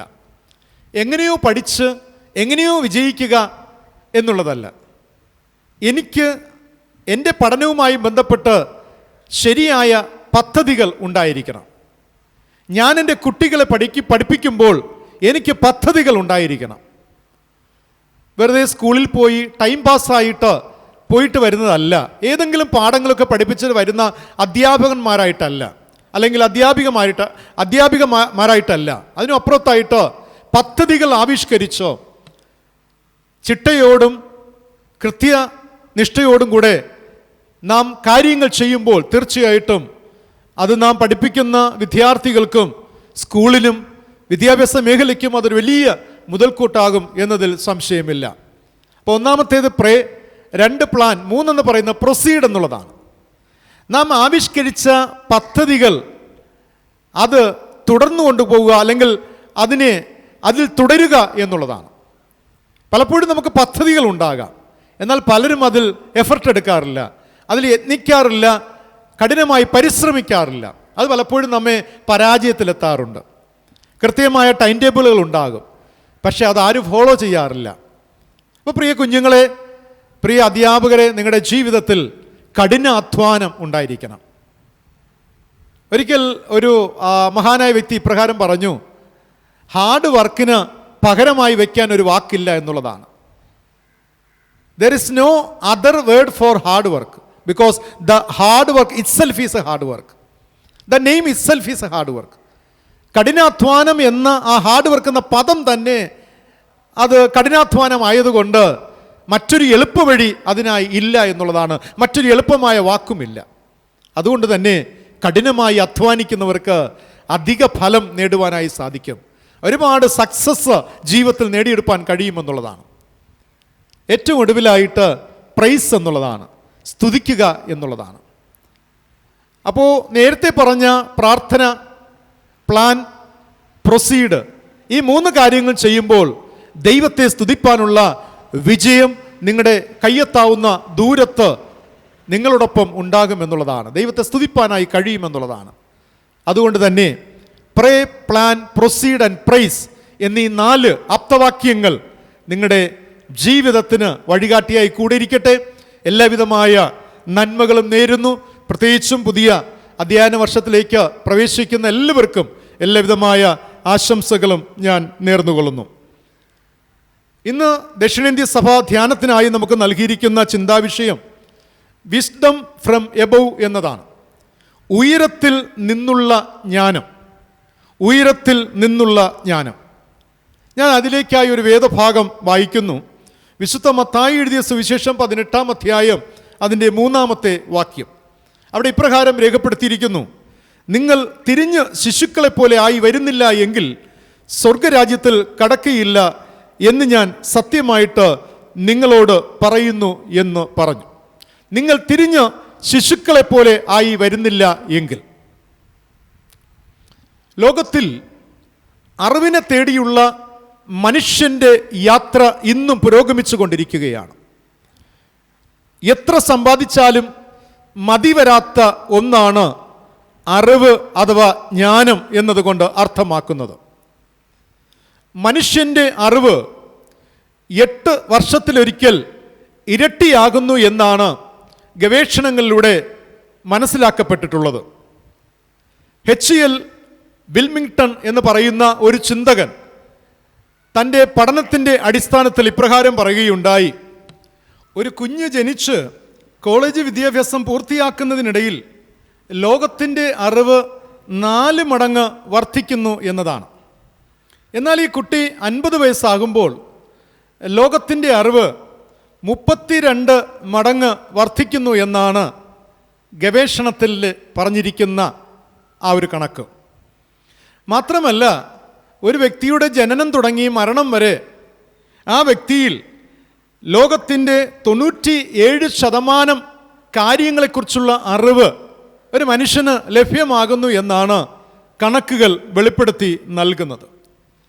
അങ്ങനെയെങ്കിൽ മനുഷ്യൻ്റെ അറിവ് തേടിയുള്ള യാത്ര അതിൻ്റെ ഉച്ചസ്ഥായിയിൽ പോയി നിൽക്കുന്നു എന്ന് വേണം മനസ്സിലാക്കുവാനായിട്ട്.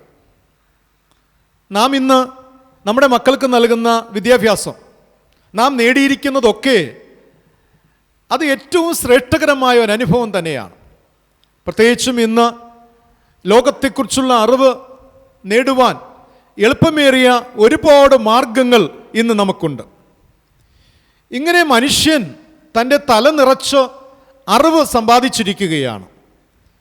എന്നാൽ മറുഭാഗത്ത് നാം പരിശോധിക്കുമ്പോൾ തലയിൽ നിറയെ അറിവും ഹൃദയത്തിൽ ശൂന്യതയും സമാധാനമില്ലായ്മയും ഇന്ന് നമുക്കേറെ നോക്കിക്കാണുവാൻ കഴിയുന്നുണ്ട്. ഇന്ന് ചോദിക്കുമ്പോൾ ഈ ലോകത്തെക്കുറിച്ചുള്ള ഒരുപാട് കാര്യങ്ങൾ പറയുവാൻ ഒരു മനുഷ്യനെ കൊണ്ടാകും. എന്നാൽ ആ വ്യക്തിയുടെ ജീവിതത്തിലേക്ക് ഇറങ്ങിച്ചെല്ലുമ്പോൾ സമാധാനമില്ലാത്ത അനുഭവം, ഹൃദയത്തിൽ എപ്പോഴും ഒരു എംപ്റ്റിനെസ് ഫീൽ ചെയ്യുന്നത് കാണുവാനായി സാധിക്കും. എന്താണ് കാരണം? നമുക്കറിയാം, ഇന്ന് ഗുരുക്കന്മാരുടെ ആവശ്യം ഇല്ല എന്ന് പറയുവാൻ കഴിയും. ഗുരുക്കന്മാരോ അധ്യാപകരോ അധ്യാപികമാരോ ഇന്നത്തെ വിദ്യാഭ്യാസ പ്രസ്ഥാനങ്ങളോ ഒന്നുമില്ലാതെ തന്നെ ഒരു പൈതലിന്, ഒരു കുഞ്ഞിന്, ഒരു വ്യക്തിക്ക് അറിവ് നേടാൻ കഴിയുമെന്നുള്ളതാണ്. നമ്മുടെ കരങ്ങൾ കൊടുക്കപ്പെട്ടുള്ള ഒരുപക്ഷെ ഇന്ന് മൊബൈലുകളിലൂടെ, വിരൽത്തുമ്പിലൂടെ ഇന്ന് ലോകത്തിൻ്റെ അറിവ് മനുഷ്യന് സമ്പാദിക്കുവാൻ കഴിയുമെന്നുള്ളതാണ്. ഞാനായിരിക്കുന്ന ഒരു കൊച്ചു കുഗ്രാമത്തിൽ ഇരുന്നു കൊണ്ട് തന്നെ ലോകത്തിൻ്റെ ഏതൊരു കോണിലുമുള്ള കാര്യങ്ങളെക്കുറിച്ചുള്ള സമഗ്രമായ അറിവ് സമ്പാദിക്കുവാൻ മനുഷ്യനിന്ന് ആകുമെന്നുള്ളതാണ്. ശാസ്ത്രം അത്രത്തോളം വളർന്നു നിൽക്കുകയാണ്. ഇതെല്ലാം സമ്പാദിച്ച് നേടി വളരെ ഗൗരവപൂർവ്വം ജീവിതം നയിക്കുമ്പോഴും ജീവിതത്തിൻ്റെ ഉള്ളിലേക്ക് തിരിഞ്ഞു നോക്കുമ്പോൾ സമാധാനമില്ലായ്മയും അതൃപ്തിയും ഏറെ നമുക്ക് നോക്കിക്കാണുവാൻ കഴിയുന്നുണ്ട്. കാരണം എന്താണ്? ഇന്നത്തെ യഥാർത്ഥ പ്രശ്നമെന്ന് പറയുന്നത് ലോകജ്ഞാനം, ലോകത്തെക്കുറിച്ചുള്ള അറിവ് മനുഷ്യന് ധാരാളമായുണ്ട്. എന്നാൽ കുടുംബത്തിൽ സമാധാനമില്ല, ഹൃദയത്തിൽ സമാധാനമില്ല, കുടുംബത്തിൽ പ്രശ്നം, ജോലി സ്ഥലത്ത് പ്രശ്നം, വ്യക്തി ജീവിതത്തിൽ ആന്തരികമായ ദുഃഖത്തിലും മാനസിക സമ്മർദ്ദത്തിലും കഴിയുന്നു എന്നതാണ് ഇന്നത്തെ കാലഘട്ടത്തിൻ്റെ പ്രശ്നമെന്ന് പറയുന്നത്. ഇതിൻ്റെ പ്രധാന കാരണമെന്ന് പറയുന്നത് ഇന്ന് മനുഷ്യന് അറിവ് ഏറെയുണ്ട്, പക്ഷേ ബുദ്ധിയില്ല എന്നുള്ളതാണ്. മനുഷ്യന് അറിവ് ഏറെയുണ്ട്, എന്നാൽ ബുദ്ധിയില്ലാത്ത ഒരു കാലഘട്ടത്തോടെയാണ് മനുഷ്യൻ ജീവിച്ചു കൊണ്ടിരിക്കുന്നത്. നമ്മുടെ ജീവിതത്തിലെ പ്രശ്നങ്ങളെ വിജയകരമായി പരിഹരിക്കുവാൻ കഴിയണമെങ്കിൽ വേദപുസ്തകം പറയുന്നത് യഥാർത്ഥ ബുദ്ധി അഥവാ ജ്ഞാനം അനിവാര്യമെന്നാണ് വചനം പഠിപ്പിക്കുന്നത്. ലോകത്തിൽ അങ്ങനെയെങ്കിൽ ലോകത്തിൻ്റെ അറിവ് സമ്പാദിച്ചത് കൊണ്ട് മാത്രം ഒരു മനുഷ്യന് ശരിയായി ജീവിക്കുവാൻ കഴിയും എന്ന് പറയുവാൻ കഴിയുകയില്ല. അറിവ് അത്യന്താവശ്യമാണ്. ലോകത്തെക്കുറിച്ച് എത്രത്തോളം അറിവ് നേടുവാൻ കഴിയുമോ അത്രത്തോളം നല്ലത് തന്നെയാണ്. എന്നാൽ ഒരു സമഗ്രമായ സമ്പൂർണമായ ജീവിത വിജയത്തിന് ലോകത്തിൻ്റെ അറിവ് കൊണ്ട് അത് പരിഹരിക്കുവാൻ കഴിയുന്നതല്ല ഒരു സന്തുഷ്ടമായ ജീവിതം. ഞാൻ പറഞ്ഞു വരുന്നത്, സന്തുഷ്ടമായ ജീവിതത്തിന് അടിസ്ഥാനമെന്ന് പറയുന്നത് യഥാർത്ഥ പരിജ്ഞാനത്തിൽ, യഥാർത്ഥ ബുദ്ധിയിൽ മനുഷ്യൻ ജീവിക്കേണ്ടിയിരിക്കുന്നു എന്നുള്ളതാണ്. ഇയ്യോബിൻ്റെ പുസ്തകം 28-ാം അധ്യായം 12-ാമത്തെ വാക്യം വായിക്കുമ്പോൾ ഇയ്യോബ് ഒരു ചോദ്യം ചോദിക്കുന്നുണ്ട്. എന്നാൽ ജ്ഞാനം എവിടെ കിട്ടും? വിവേകത്തിൻ്റെ ഉത്ഭവ സ്ഥാനം എവിടെ? ഒരുപാട് കാര്യങ്ങൾ മനസ്സിലാക്കിയ ഒരു ഭക്തനായിരുന്നു, ഒരു ദൈവത്തിൻ്റെ ദാസനായിരുന്നു ഇയ്യോബ്. ഒരുപാട് കാര്യങ്ങൾ തൻ്റെ സംസാരത്തിലൂടെ ഒരുപാട് കാര്യങ്ങൾ മനസ്സിലാക്കുവാനായി സാധിക്കും. എല്ലാം നേടിയ, എല്ലാം മനസ്സിലാക്കി ഇയ്യോബ് ചോദിക്കുകയാണ്, എന്നാൽ ജ്ഞാനം എവിടെ കണ്ടുകിട്ടും?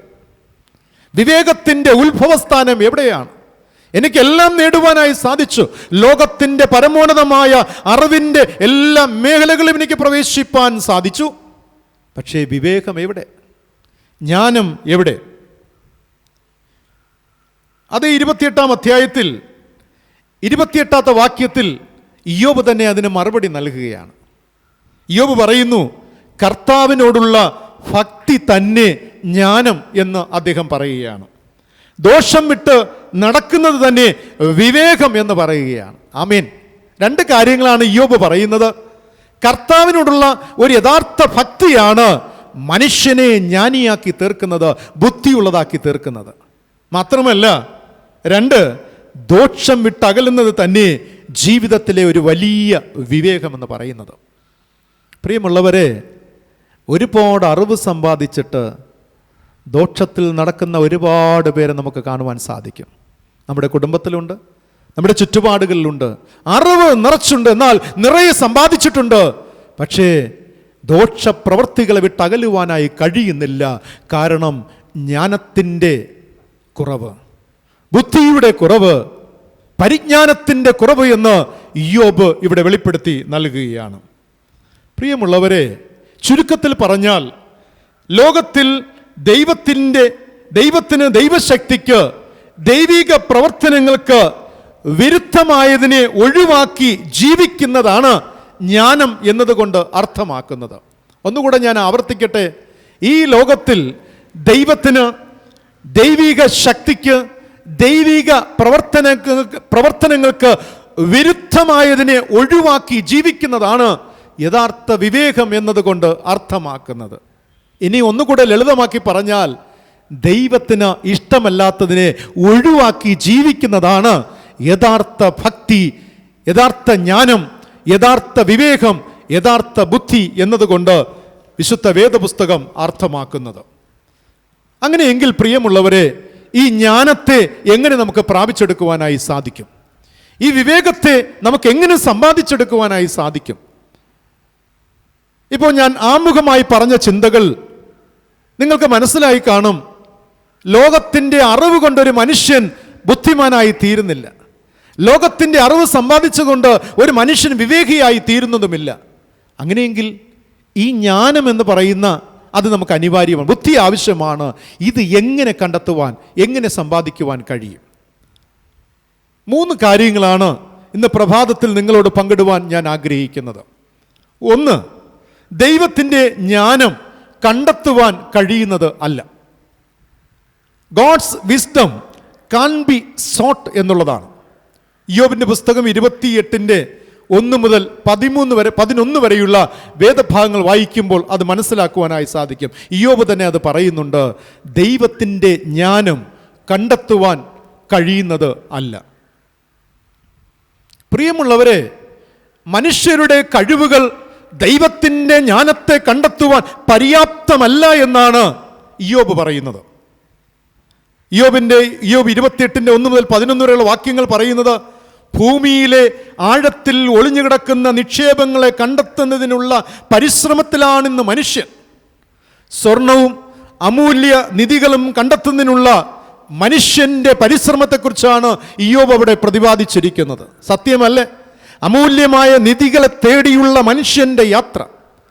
ഇന്ന് ഭൂമിയെ തന്നെ കുഴിച്ച് ആഴത്തിൽ ചെന്ന് അവിടെയുള്ള വൈഡൂര്യങ്ങളെയും അമൂല്യ നിധികളെയും മനുഷ്യൻ കണ്ടെത്തുവാൻ, അതിൻ്റെ എല്ലാ വിഭവങ്ങളും കണ്ടെത്തുവാൻ മനുഷ്യൻ പരിശ്രമിച്ചു കൊണ്ടിരിക്കുകയാണ്.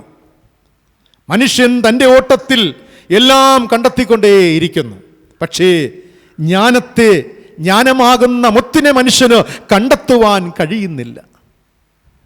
ആ ജ്ഞാനത്തെ കണ്ടെത്തുവാനായിട്ട് തലമുറകൾക്ക് വേണ്ടി ഇന്ന് വിദ്യാഭ്യാസം എന്ന ഒരു വലിയ സംവിധാനത്തെ തന്നെ ഒരുക്കി കൊടുത്തിരിക്കുകയാണ്. എന്നാൽ പലപ്പോഴും പരാജയപ്പെടുകയാണ്. എന്തുകൊണ്ട് മനുഷ്യൻ, ഇന്നത്തെ തലമുറകൾ, യുവതലമുറകൾ ഇന്ന് ശരിയായ ജ്ഞാനത്തിൽ നടക്കുവാൻ അവർക്ക് കഴിയുന്നില്ല? കൊലപാതകങ്ങളും ലഹരി വസ്തുക്കളും ഒക്കെ ഏറെ ഇന്ന് വർദ്ധിച്ചുകൊണ്ടിരിക്കുന്ന സാഹചര്യമാണ്. മാധ്യമങ്ങളിലൂടെയും ഇന്നത്തെ പത്രവാർത്തകളിലൂടെയൊക്കെ നാം നോക്കിക്കാണുന്ന അത് തന്നെയാണ്. കൊലപാതകവും ലഹരി വസ്തുക്കളും മദ്യവും അതുപോലെ ശണ്ടയും അടിപിടികളും അതുപോലെ തന്നെ കൊള്ളയും ഇതുമൊക്കെ ഏറെ വർദ്ധിച്ചു വരുന്ന ഒരു സാഹചര്യമാണ്. എവിടെ പോയി മനുഷ്യന് ലഭ്യമായ വിദ്യാഭ്യാസത്തിൽ എന്തുകൊണ്ട് അവന് തൻ്റെ ജീവിതത്തിൻ്റെ വഴികളെ ക്രമപ്പെടുത്തുവാൻ സാധിച്ചില്ല? യോബ് പറയുന്നു, വിവേകമില്ലായ്മയാണ്. അങ്ങനെയെങ്കിൽ എന്നെ കേൾക്കുന്ന പ്രിയ ദൈവജനമേ, വേദപുസ്തകം ചോദിക്കുന്നത് ഈ ജ്ഞാനത്തെ എങ്ങനെ കണ്ടെത്തുവാൻ സാധിക്കും? അമൂല്യ നിധികൾ കണ്ടെത്തുന്നത് പോലെ ജ്ഞാനത്തെ കണ്ടെത്തുവാൻ കഴിയുന്നില്ല എന്ന് ഇയ്യോബ് പറയുകയാണ്. ഇയ്യോബ് 28:4-7 വായിക്കുമ്പോൾ ഇപ്രകാരം പറയുന്നു, മനുഷ്യന്റെ അറിവ് തേടിയുള്ള വഴി ഇത് മനുഷ്യന് തന്നെ അറിയുന്നതിന് കഴിയുന്നില്ല എന്നുള്ളതാണ്. ആമീൻ. മനുഷ്യന്റെ അറിവ് തേടിയുള്ള യാത്ര മനുഷ്യനെ പലപ്പോഴും മനസ്സിലാകുന്നില്ല എന്ന് വേണം പറയുവാൻ. കാരണം മനുഷ്യന്റെ അറിവ് തേടിയുള്ള യാത്രയിൽ ഇന്ന് മനുഷ്യനിൽ നിന്നും അകന്നുകൊണ്ടിരിക്കുകയാണ്. ആമീൻ.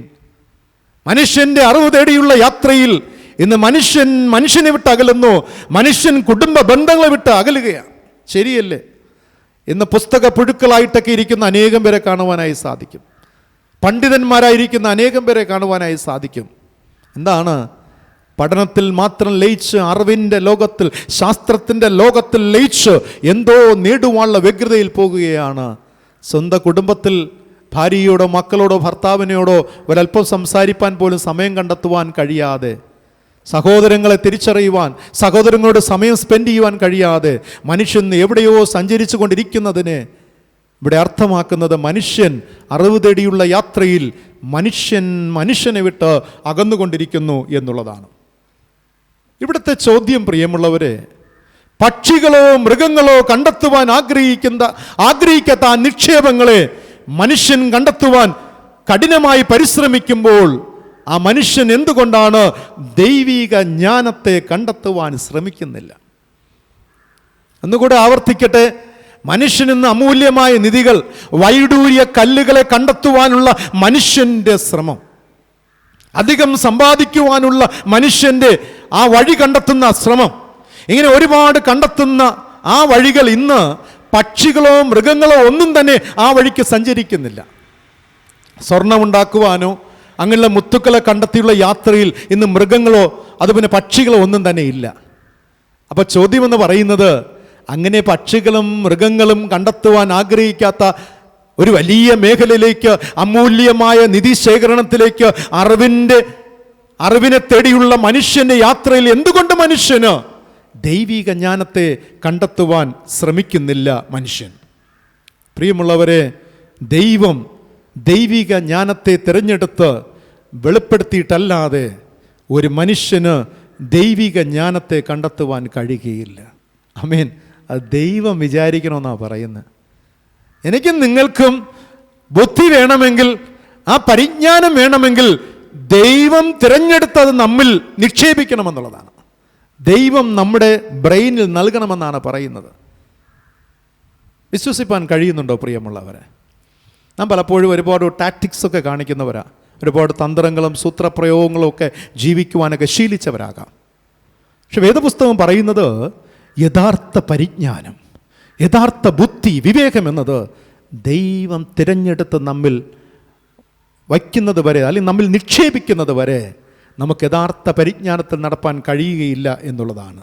അങ്ങനെയെങ്കിൽ വേദപുസ്തക അടിസ്ഥാനത്തിൽ ദൈവിക പരിജ്ഞാനം പ്രാപിക്കുവാൻ 2 കാര്യങ്ങൾ ആവശ്യമാണ്. 1 താഴ്മ, 2 ശരിയായ ആത്മീയത. ആമീൻ. ആത്മീയത എന്ന് പറയുന്നത് നാം നോക്കിക്കാണുന്ന, പലപ്പോഴും നാം ചിന്തിക്കുന്നത് സ്പിരിച്വാലിറ്റി എന്ന് പറയുന്നത് ഒരു വലിയ ബഹളം ഉണ്ടാക്കി കൈയൊക്കെ അടിച്ച് പാടി സ്തുതിച്ച് മഹത്വപ്പെടുത്തി അതൊരു വലിയ ആത്മീയതയായിട്ടൊക്കെ നമ്മളെപ്പോഴും നോക്കിക്കാണും. നമ്മുടെ ചിത്രം അതാണ്. സ്പിരിച്വാലിറ്റി എന്ന് പറയുന്നത് ഒരു കൂട്ടം ജനങ്ങൾ ഒരുമിച്ച് വന്ന് ആടിപ്പാടി സ്തുതിക്കുന്നത് ആത്മീയത എന്ന് ചിന്തിക്കാറുണ്ട്. സ്പിരിച്വാലിറ്റി എന്ന് പറയുന്നത് നമ്മുടെ ആത്മാവിനെ നിയന്ത്രിക്കുന്നതാണ്, ദൈവത്താൽ നിയന്ത്രിക്കപ്പെടുന്നത്. യഥാർത്ഥ സ്പിരിച്വാലിറ്റി എന്ന് പറയുന്നത് നമ്മുടെ ആത്മാവിനെ ദൈവത്താൽ നയിക്കപ്പെടുന്ന ഒരു അനുഭവമാണ്. നമ്മുടെ ആത്മാവിനെ നാമല്ല, ദൈവം നിയന്ത്രിക്കുന്ന ഒരു മനോഹരമായ ഒരു അനുഭവമാണ്. അത് വളരെ പേഴ്സണലാണ്, അത് സീക്രട്ടാണ്. അങ്ങനെയെങ്കിൽ ഇവിടെ പറയുന്നത് നമ്മുടെ ആത്മാവിനെ ദൈവം നിയന്ത്രിക്കുമ്പോൾ നാം വിവേകമുള്ളവരായി തീരുന്നു. ആമേൻ. നാം ബുദ്ധിയുള്ളവരായി തീരുന്നു. ദൈവത്തെ പോലെ ചിന്തിക്കുവാൻ, ദൈവത്തെ പോലെ കരുതുവാൻ, ദൈവികമായ ചിന്തയോടെ പ്രവർത്തിക്കുവാനൊക്കെ ദൈവം നമ്മെ സഹായിക്കുന്നു എന്നുള്ളതാണ്. ദൈവം മനുഷ്യനെ എങ്ങനെ സഹായിക്കുന്നു, ദൈവം മനുഷ്യനെ എങ്ങനെ കരുതുന്നുവോ അതുപോലെ കരുതുവാനും സ്നേഹിപ്പാനുമുള്ള ഒരു ടെൻഡൻസി മനുഷ്യന് ഉളമാകുന്നു. അതാണ് യഥാർത്ഥ സ്പിരിച്വാലിറ്റി എന്ന് പറയുന്നത്. ബീയിങ് വിത്ത് ഓൺ അനദർ, ഞാൻ മറ്റൊരു വ്യക്തിയുമായിട്ട് ചേരുന്ന അനുഭവം. That is to call as a worship, ഒരു കൂട്ടായ്മയുടെ അനുഭവം. അവിടെ ആ രണ്ടാത്മാ നാം മറ്റുള്ളവരോട് ചേരുമ്പോൾ ദൈവത്തെ മഹത്വപ്പെടുത്തുന്ന, ഞാൻ ശരിയായ ട്രാക്കിൽ സഞ്ചരിക്കുന്നു എന്നുള്ളതാണ്. ഇതാണ് യഥാർത്ഥ സ്പിരിച്വാലിറ്റി എന്നതുകൊണ്ട് അർത്ഥമാക്കുക. ഇതിനെ കേൾക്കുന്ന പ്രിയപ്പെട്ടവരെ, വേദപുസ്തകം പറയുന്നു താഴ്മ, യഹോഭക്തി, ആത്മീയത, ഇത് ജ്ഞാനത്തെ നമ്മിലേക്ക് കൊണ്ടുവരുന്നു എന്നുള്ളതാണ്. നമ്മുടെ അകത്തെ കണ്ണുകൾ തുറക്കുന്നു. അതുകൊണ്ടാണ് ചില നല്ല ആത്മീയരെ നോക്കിക്കാണുമ്പോൾ വിദ്യാഭ്യാസമൊന്നും വളരെയധികം കാണത്തില്ല. പഴയ കാലത്ത് ചില ആളുകളെയൊക്കെ ശ്രദ്ധിച്ചിട്ടുണ്ടോ? സ്കൂളിൽ പോലും പോയിട്ടില്ല. മൊബൈൽ കൊടുത്താൽ അത് ഓപ്പറേറ്റ് ചെയ്യാൻ പോലും കഴിയും. പക്ഷെ നല്ല മനുഷ്യനായിരിക്കും, വിവേകത്തോടെ പ്രവർത്തിക്കും. ആ മനുഷ്യനൊരു ദൈവികത ഉണ്ടെന്നുള്ളതാണ്. ആ മനുഷ്യനിൽ പകരപ്പെട്ടിരിക്കുന്ന ദൈവികതയാകുന്ന ആ ഒരു സ്പിരിച്വാലിറ്റിയാണ് അവനെ വിവേകപൂർവമായ വഴികളിലേക്ക് അവനെ വഴി നടത്തുന്നത്. എന്നാൽ തൊട്ടടുത്തിരിക്കുന്ന അറിവ് നേടിയ ഒരു പണ്ഡിതൻ ഒരുപാട് ടാക്ടിക്സോടുകൂടെ മറ്റവനെ എങ്ങനെ ചൂഷണം ചെയ്യാം, ക്ഷമിക്കണമേ, അറിവ് നേടി എല്ലാവരെയും ഞാൻ അധിക്ഷേപിക്കുന്നതല്ല, ക്ഷമിക്കുക. ഞാൻ പറഞ്ഞത് മറ്റൊരു പേഴ്സൺ അടുത്തിരുന്നിട്ട് ലോകത്തിൻ്റെ അറിവ് ഏറെ നേടിയിട്ടുണ്ട്, എല്ലാ ടെക്നോളജിയും അറിയാം, പക്ഷേ തൊട്ടടുത്തുള്ള അയൽക്കാരോട് എങ്ങനെ ബിഹേവ് ചെയ്യണമെന്ന് അറിയില്ല. സ്നേഹിതനെ എങ്ങനെ കരുതണമെന്നോ എങ്ങനെ സഹായിക്കണമെന്നോ അറിയില്ല. കാരണം ആ വ്യക്തിക്കുള്ളിൽ യഥാർത്ഥ വിസ്ഡം, ബുദ്ധി ഇല്ല എന്നുള്ളതാണ്. യഥാർത്ഥ വിവേക പരിജ്ഞാനം നേടിയിട്ട് മറ്റെല്ലാം നേടിക്കഴിഞ്ഞു, ഇത് മാത്രം തന്നിൽ നിന്ന് അന്യം നിൽക്കുന്ന ഒരു അനുഭവമാണ്. ഒരിക്കൽ സോക്രട്ടീസിൻ്റെ അടുക്കൽ ഒരു യുവാവ് കടന്നു ചെന്നു. യുവാവിനോട് ചോദിച്ചു, അല്ലയോ സോക്രട്ടീസേ, ഞാൻ നിങ്ങളുടെ അടുക്കൽ വന്നത് എനിക്ക് അറിവ് വേണം, എനിക്ക് ജ്ഞാനം വേണം, അതുകൊണ്ടാണ് വന്നത്. അപ്പോൾ സോക്രട്ടീസ് അവനെ വിളിച്ചുകൊണ്ട് പട്ടണത്തിലെ തെരുവുകളിലൂടെ ഇങ്ങനെ സഞ്ചരിച്ചു. ബഹുദൂരം യാത്ര ചെയ്തു. വിശാലമായതും ഇടുങ്ങിയതുമായ തെരുവുകളിലൂടെയൊക്കെ ഇവനെ യാത്ര ചെയ്തു. ഒരുപാട് കാഴ്ചകളൊക്കെ കണ്ടതിന് ശേഷം സന്ധ്യയായപ്പോൾ ഒരു ബീച്ചിൽ എത്തുവാനിടയായി. ആ ബീച്ചിലെത്തി സോക്രട്ടീസ് ഈ ചെറുപ്പക്കാരനെ കടൽ വെള്ളത്തിൽ നെഞ്ചോളം ആ ഒരു താഴ്ചയിൽ നിർത്തുകയുണ്ടായി. നിർത്തിയ ശേഷം സോക്രട്ടീസ് ചോദിച്ചു, നിനക്കെന്താണ് വേണ്ടത്? സ്നേഹിത, നിനക്കെന്താണ് വേണ്ടത്? അപ്പോൾ ഈ ചെറുപ്പക്കാരൻ പറഞ്ഞു, ഞാൻ പ്രഭാതം തൊട്ടേ അങ്ങയോട് പറയുന്നില്ല, എനിക്ക് അറിവ് വേണം, എനിക്ക് ജ്ഞാനം വേണം. കുറച്ച് കഴിഞ്ഞ് സോക്രട്ടീസും വെള്ളത്തിലിറങ്ങി ഈ മനുഷ്യനെ ഒരു 15 സെക്കൻഡ് സമയത്തോളം കടൽ വെള്ളത്തിൽ മുക്കി വെച്ചു. 15 സെക്കൻഡ് കഴിഞ്ഞ് കയ്യിൽ നിന്നും അദ്ദേഹത്തെ വിടുവിച്ചപ്പോൾ പുറത്തു വന്നു, വെള്ളത്തിൽ നിന്നും പുറത്തു വന്നു. വീണ്ടും സോക്രട്ടീസ് ചോദിച്ചു, നിനക്കെന്താണ് വേണ്ടത്? അദ്ദേഹം പറഞ്ഞു, എനിക്ക് അറിവ് വേണം. വീണ്ടും അദ്ദേഹത്തെ 50 സെക്കൻഡോളം വെള്ളത്തിൽ മുക്കി വെച്ചു ആ യുവാവിന്. അതിനുശേഷം റിലീസ് ചെയ്തപ്പോൾ വെള്ളത്തിൽ കുതിച്ചും കൊണ്ട് എഴുന്നേറ്റ് വന്നു. സോക്രട്ടീസ് ചോദിച്ചു, നിനക്കെന്താണ് വേണ്ടത്? അദ്ദേഹം പറഞ്ഞു, ഈ ചെറുപ്പക്കാരൻ പറഞ്ഞു, എനിക്ക് ശ്വസിക്കുവാനുള്ള വായു വേണം. ആമീൻ, എനിക്ക് ശ്വസിക്കുവാനുള്ള വായു വേണം.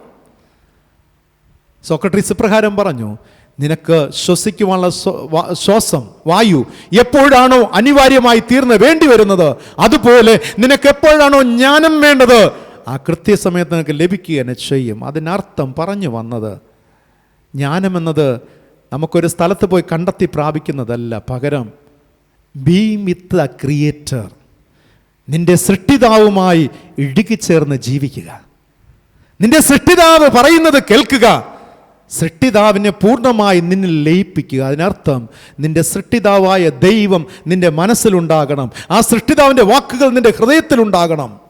പൂർണ്ണമായ വിവേകം, സമ്പൂർണ്ണമായ ജ്ഞാനം, ബുദ്ധി നിങ്ങൾക്കുണ്ടാകും എന്നതാണ് പഠിപ്പിക്കുന്നത്. പ്രിയമുള്ളവരെ, ജീവിതത്തിൽ എത്ര അനുഗ്രഹീതമായ ഒരു അനുഭവം. ശാലോമോൻ ദൈവത്തോട് പ്രാർത്ഥിക്കുകയാണ്. ശാലോമോനോട് ചോദിച്ചു, ദൈവം ചോദിച്ചു, നിനക്ക് എന്താണ് വേണ്ടത്? എന്താണ് നിനക്ക് വേണ്ടത്? ഞാൻ പലപ്പോഴും ചിന്തിക്കാറുണ്ട്, നമ്മുടെ പ്രാർത്ഥനകൾ ദൈവം നമ്മുടെ അടുക്കൽ വന്ന് നമ്മോട് ചോദിക്കുകയാണ്, നിനക്ക് എന്താണ് വേണ്ടത്? എന്തായിരിക്കും നമ്മുടെ മറുപടി? ശാലോമോൻ പറഞ്ഞു, ഐ നീഡ് വിസ്ഡം, എനിക്ക് ബുദ്ധി അനിവാര്യമാണ്. ഒരു വലിയ സാമ്രാജ്യത്തെയാണ് എനിക്ക് തന്നിരിക്കുന്നത്. ഇതിന് വിവേകത്തോടെ ന്യായപാലനം ചെയ്യുവാൻ, എൻ്റെ രാജ്യത്തെ, അങ്ങ് നൽകിയിരിക്കുന്ന രാജ്യത്തെ വിവേകപൂർവ്വം ന്യായപാലനം ചെയ്യുവാൻ എനിക്ക് ബുദ്ധി അനിവാര്യമാണ്. ആമേൻ. ശലോമോനിൽ നിന്ന് പഠിക്കേണ്ട ഏറ്റവും ശ്രേഷ്ഠമായ കാര്യമാണ്.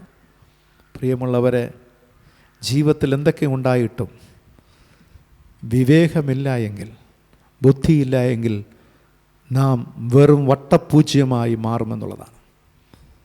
വേദപുസ്തകം പറയുന്നു, മാനത്തോടിരിക്കുന്ന മനുഷ്യൻ വിവേകഹീനനായാൽ ചത്തുപോകുന്ന മൃഗത്തിന് തുല്യമത്രേ. ചിന്തിച്ചിട്ടുണ്ടോ? എനിക്ക് ഒരുപാട് വിദ്യാഭ്യാസം ഞാൻ നേടുമ്പോൾ, ഒരുപാട് വിദ്യ അഭ്യസിക്കുമ്പോൾ, ലോകത്തെക്കുറിച്ചുള്ള പാണ്ഡിത്യം ഞാൻ നേടുമ്പോൾ ഞാൻ മാന്യനായിത്തീരുന്നു. ഞാൻ സമൂഹത്തിന് ഒരു മാന്യനാണ്. പക്ഷേ ആ മാന്യനായ ഞാൻ വിവേകഹീനനാകുമ്പോൾ, എന്നിൽ വിവേകപൂർവമായ തീരുമാനങ്ങൾ, ബുദ്ധിപൂർവമായ തീരുമാനങ്ങൾ ഇല്ലാതെ വരുമ്പോൾ ചത്തുപോകുന്ന മൃഗത്തിന് തുല്യമായി തീരും. പിന്നെ നമ്മെ മരിച്ചു എന്ന് പോലും പറയുകയില്ല, അവൻ ചത്തു എന്ന് പറയും. ആമേൻ. മനുഷ്യർ മരിക്കുമ്പോൾ മരിച്ചു എന്ന് പറയും, ചത്തു എന്ന്, അവൻ ചത്തു എന്ന് പറയും. കാരണം ഒരു പ്രയോജനമില്ലായിരുന്നു. എല്ലാം നേടി, സമ്പത്തുണ്ടായിരുന്നു, അറിവുണ്ടായിരുന്നു, ഏതൊക്കെയോ സ്റ്റേറ്റ്സിൽ അല്ലെങ്കിൽ വിദേശ രാജ്യങ്ങളൊക്കെ ഉണ്ടായിരുന്നു, എന്തൊക്കെയോ സുഹൃത്ത് ബന്ധങ്ങൾ എവിടെയൊക്കെ ആയിരുന്നു, മാന്യനായിരുന്നു. പക്ഷേ അവൻ ചത്തുപോയി. കാരണം എന്താണ്? ജീവിച്ചിരുന്നപ്പോൾ തലയിൽ നിറച്ച അറിവും ഹൃദയത്തിൽ ബുദ്ധിശൂന്യതയും, ശൂന്യമായ അനുഭവങ്ങൾ. വേദപുസ്തകം പറയുന്നു, ജ്ഞാനത്തെ കണ്ടെത്തുവാൻ കഴിയുന്നതല്ല, അത് ദൈവത്തോട് ഇഴുകിച്ചേരുമ്പോൾ ദൈവത്തിൽ നിന്നും പ്രാപിച്ചെടുക്കുന്നതാണ്. രണ്ടാമത്തെ ചിന്ത എന്ന് പറയുന്നത് God's wisdom cannot be brought എന്നുള്ളതാണ്. അത് ദൈവത്തിൻ്റെ ജ്ഞാനം വാങ്ങുവാൻ കഴിയുന്നതല്ല. God's wisdom cannot be bought, അത് വാങ്ങുവാൻ കഴിയുന്നതല്ല. നമുക്കറിയാം, യോബിൽ 28:18 പറഞ്ഞിരിക്കുകയാണ്, സ്വർണം നൽകി വാങ്ങുവാൻ കഴിയുന്നതല്ല ദൈവത്തിൻ്റെ ജ്ഞാനം എന്നുള്ളത്. വില കൊടുത്ത് വാങ്ങുവാൻ കഴിയുകയില്ല.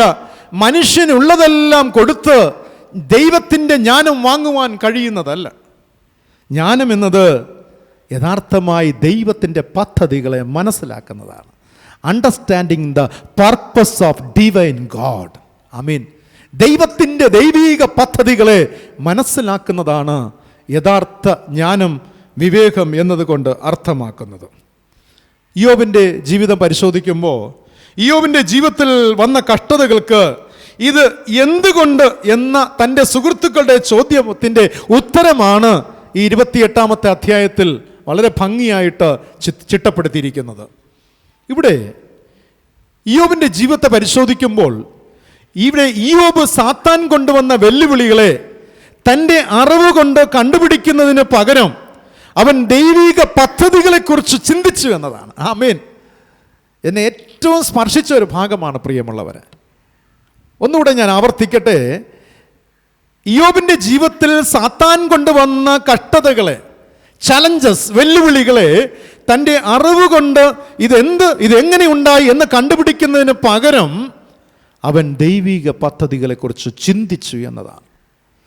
ജീവിതത്തിലൊരു കഷ്ടം വരുമ്പോൾ, അനർത്ഥം വരുമ്പോൾ ഇതെങ്ങനെ വന്നു, എന്തുകൊണ്ട് എന്ന് ചിന്തിക്കുന്നതിനേക്കാൾ എൻ്റെ ജീവിതത്തിൽ ദൈവത്തിൻ്റെ പദ്ധതി എന്ത് എന്ന് ചിന്തിക്കുന്നതാണ് വിവേകം, ബുദ്ധി എന്നതുകൊണ്ട് അർത്ഥമാക്കുന്നത്.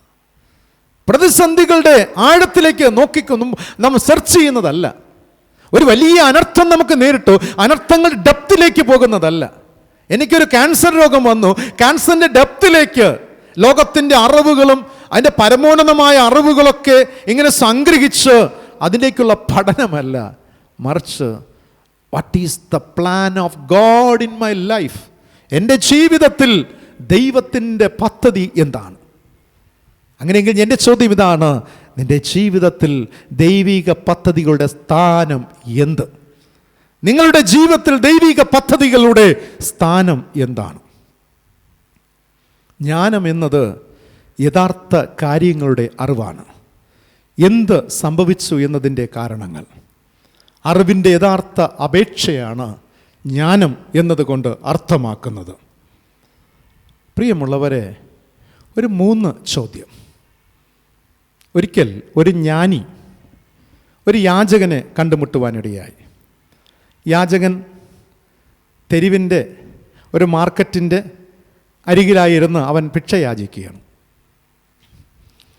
അവിടെ വന്ന ഒരു പണ്ഡിതൻ, ഞാൻ നേരത്തെ പറഞ്ഞല്ലോ, അറിവ് ഒരുപാട് നേടിയ മനുഷ്യൻ അദ്ദേഹത്തിൻ്റെ അടുക്കൽ വന്നു. ഈ യാചകൻ ആ മനുഷ്യനെ കണ്ടിട്ട് ഭിക്ഷയൊന്നും ചോദിച്ചില്ല, പകരമായിട്ട് 3 ചോദ്യം ചോദിച്ചു. അപ്പോൾ ഈ 3 ചോദ്യങ്ങൾ ഈ മനുഷ്യനെ ഏറെ ചിന്തിപ്പിച്ച ചോദ്യങ്ങളാണ്. ഒന്നാമത്തെ ചോദ്യം, വൈ യു കെയിം ഹിയർ, നിങ്ങൾ എന്തിനാണ് ഇവിടെ വന്നത്? 2, നിങ്ങളിനി എങ്ങോട്ടാണ് പോകുന്നത്? 3, നിങ്ങൾ ആ പോകേണ്ടുന്ന സ്ഥലത്ത് പോകേണ്ട വല്ല കാര്യവുമുണ്ടോ? വല്ല കാര്യമുണ്ടെന്ന് ചോദിച്ചാൽ പ്രധാനമായിട്ട് എന്തെങ്കിലും ഉണ്ടോ? ഈ 3 ചോദ്യമാണ്. അപ്പോൾ ഈ പണ്ഡിതൻ ഇവനോട് ചോദിച്ചു, ഹേ ബഗർ, യാചക, നീ ഭിക്ഷ യാചിക്കുന്നവൻ എന്നോട് ഈ 3 ചോദ്യമാണോ ചോദിക്കുന്നത്? അപ്പോൾ അദ്ദേഹം പറഞ്ഞു, സാറിൻ്റെ ജീവിതത്തിൽ ഈ 3 ചോദ്യം എപ്പോഴും സാറ് ചോദിച്ചുകൊണ്ടേയിരിക്കണം. സാറിൻ്റെ ജീവിതത്തിൽ മാത്രമല്ല, ആ യാചകൻ പറഞ്ഞു, എല്ലാ മനുഷ്യൻ്റെ ജീവിതത്തിലും ഓരോ നിമിഷവും ചോദിക്കേണ്ട ചോദ്യമാണ് ഈ 3 ചോദ്യങ്ങൾ. ഞാനിത് പുസ്തകത്തിൽ വായിച്ച ശേഷം ഞാൻ ഏറെ എന്നെക്കുറിച്ച് ഞാൻ ചിന്തിച്ചു. ഞാൻ ഏതെങ്കിലും ഒരു സ്ഥലത്ത് നിൽക്കുന്നത് കരുതുക, ഞാൻ എന്നെക്കുറിച്ച് ചോദിക്കണം, ഓയ് ഐ കെയിം ഹിയർ, ഞാൻ എന്തുകൊണ്ട് ഇവിടെ വന്നു? ഇനി ഞാനിവിടെ നിന്ന് എങ്ങോട്ടാണ് പോകുന്നത്? ഞാൻ പോകേണ്ടുന്ന സ്ഥലത്തിന് എനിക്ക് എന്തെങ്കിലും പ്രധാനമായിട്ട് എന്തെങ്കിലും കാര്യങ്ങളുണ്ടോ? അതായത് സ്വയത്തെ പരിശോധിക്കുന്ന 3 ചോദ്യങ്ങളാണ്. എൻ്റെ വ്യക്തിത്വത്തെ, എൻ്റെ ആളത്വത്തെ ഞാൻ അനുദിനം ഇവാലുവേറ്റ് ചെയ്യുന്ന 3 ചോദ്യങ്ങളാണ്. ഈ ഭൂമിയിൽ ഞാൻ എന്തുകൊണ്ട്, why I am in this world, ഞാൻ എന്തുകൊണ്ട് ഈ ഭൂമിയിലായിരിക്കുന്നു? ഇനി ഞാൻ എങ്ങോട്ടാണ് പോകുന്നത്? പോകേണ്ടുന്ന സ്ഥലം എനിക്കറിയാമെങ്കിൽ അവിടെ പ്രധാനപ്പെട്ട എന്തെങ്കിലും ഉണ്ടോ? ഇത് മതിയാകും ഒരു മനുഷ്യന് ദൈവത്തോട് ചേരുവാൻ, ദൈവത്തിൽ നിന്ന് ജ്ഞാനം പ്രാപിക്കുവാൻ. പ്രിയമുള്ളവരെ, അറിവിൻ്റെ യഥാർത്ഥ അപേക്ഷയാണ് ജ്ഞാനം.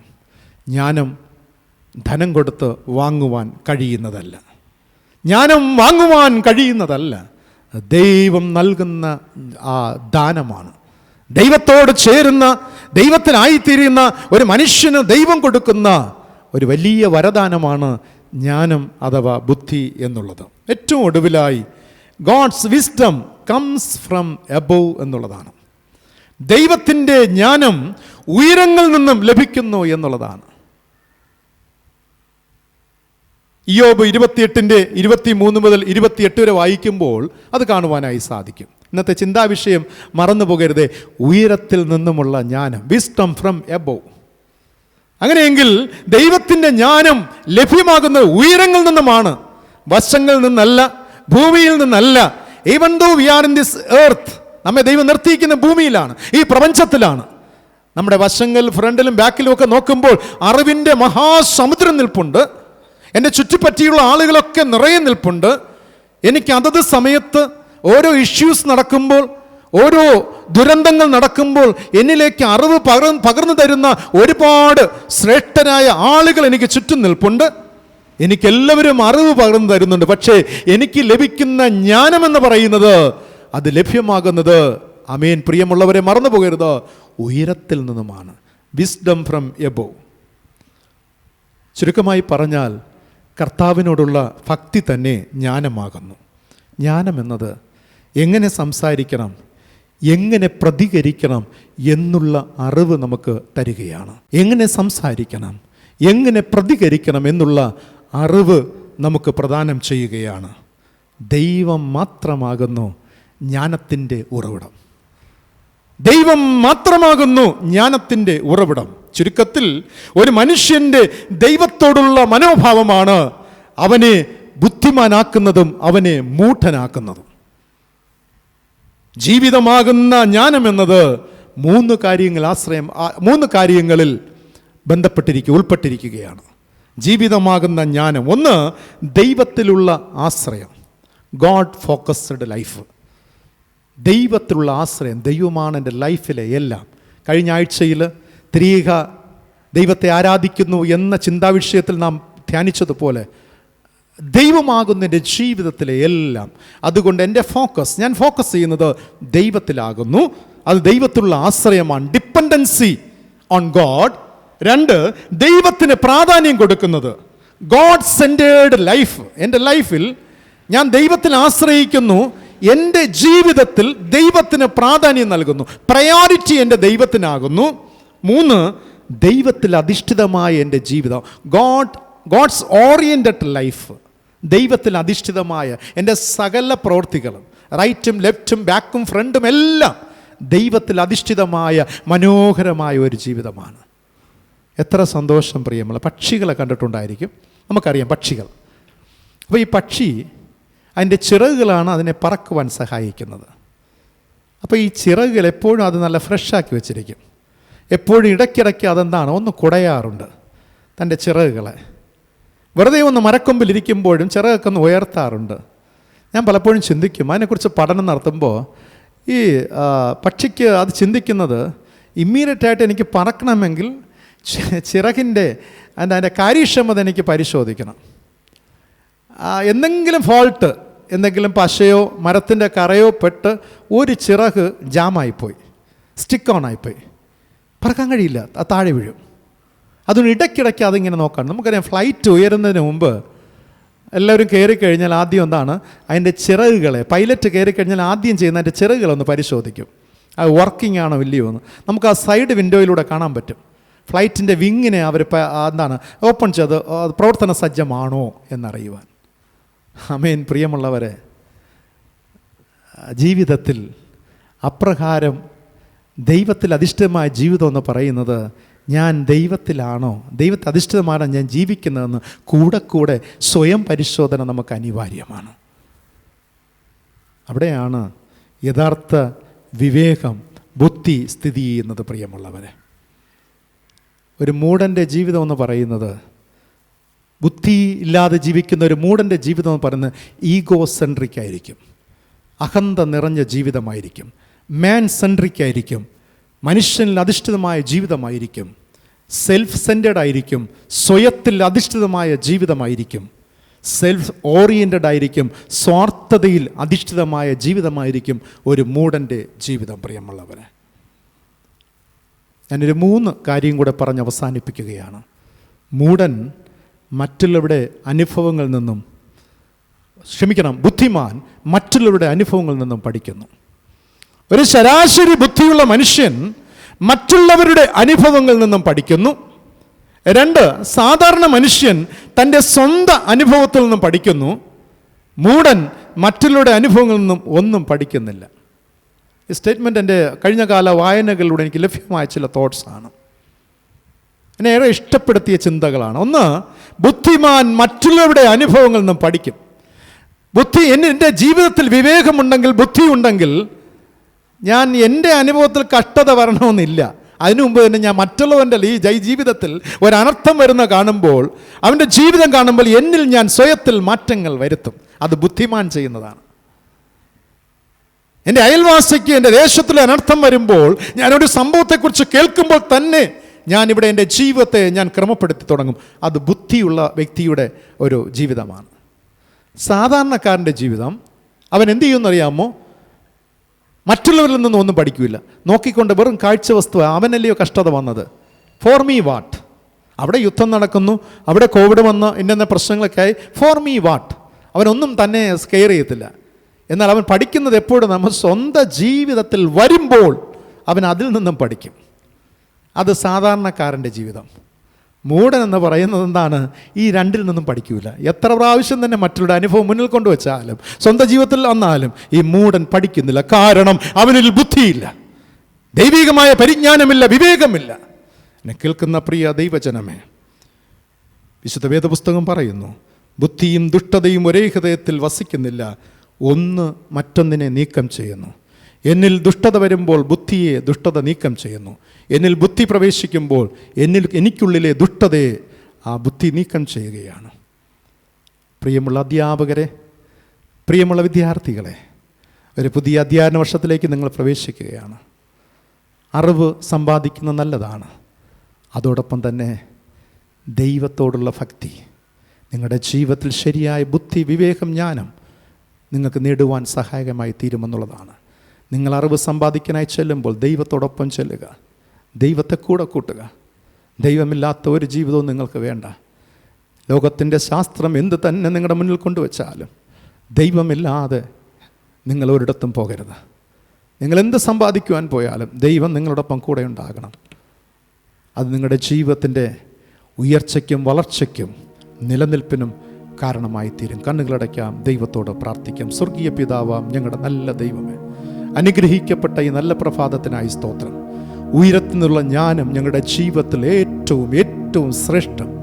പ്രിയ പിതാവേ, ഈ പ്രഭാതത്തിൽ നൽകിയ നല്ല ചിന്തകളെ ഞങ്ങളുടെ ജീവിതത്തിൽ സ്വായത്തമാക്കി ഉയരത്തിൽ നിന്നുള്ള ജ്ഞാനം പ്രാപിച്ചുകൊണ്ട് അനുഗ്രഹിക്കപ്പെട്ടവരായി ജീവിപ്പാൻ അങ്ങ് സഹായിച്ചാട്ട്. ഈ ആരാധന പങ്കെടുത്ത എല്ലാവരെയും യേശുവിൻ്റെ നാമത്തിൽ അടിയൻ അനുഗ്രഹിച്ച് പ്രാർത്ഥിക്കുന്നു. അധ്യാപകർക്കായി സ്തോത്രമപ്പ, വിദ്യാർത്ഥിനികൾക്കായി സ്തോത്രം. എല്ലാവരെയും പിതാവായ ദൈവമേ അവിടെ നിന്ന് അനുഗ്രഹിച്ച് ആശീർവദിക്കണം. എല്ലാവരും പാദപീഠത്തിലേക്ക് സമർപ്പിക്കുന്നു യേശു രക്ഷിതാവിൻ്റെ ധന്യമുള്ള നാമത്തിൽ തന്നെ. ആമീൻ, ആമീൻ. പ്രിയമുള്ളവരെ, തുടർന്ന് നമുക്ക് ഏവർക്കും ചേർന്ന് പാട്ടുപുസ്തകത്തിലെ 508 പാട്ട്, ഇത്രത്തോളം യഹോവ സഹായിച്ചു, ഇത്രത്തോളം ദൈവം നമ്മെ നടത്തി എന്നുള്ള പാട്ട് നമുക്കെല്ലാവർക്കും കരമടിച്ച് പാടി ദൈവത്തെ മഹത്വപ്പെടുത്താം. 508 ഗാനം.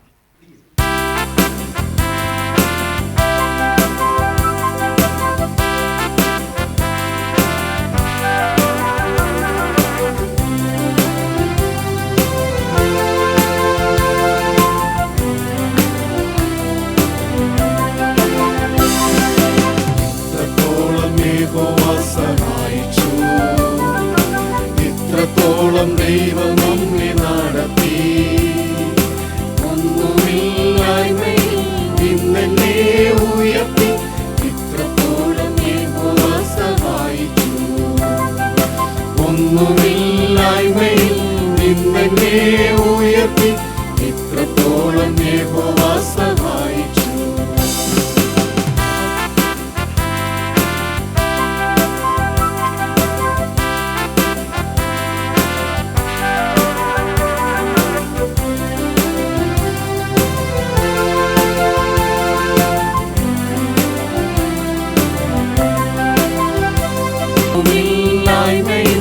നിന്നെ ഉയർത്തി.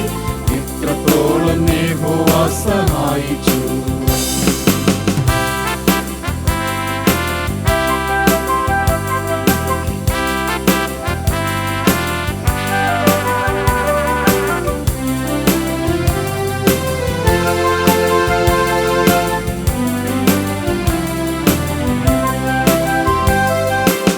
ഏകനായി നിന്മേനായി പരദേശിയാ, നാടും വീടും വിട്ടു ഞാൻ അലഞ്ഞപ്പോ.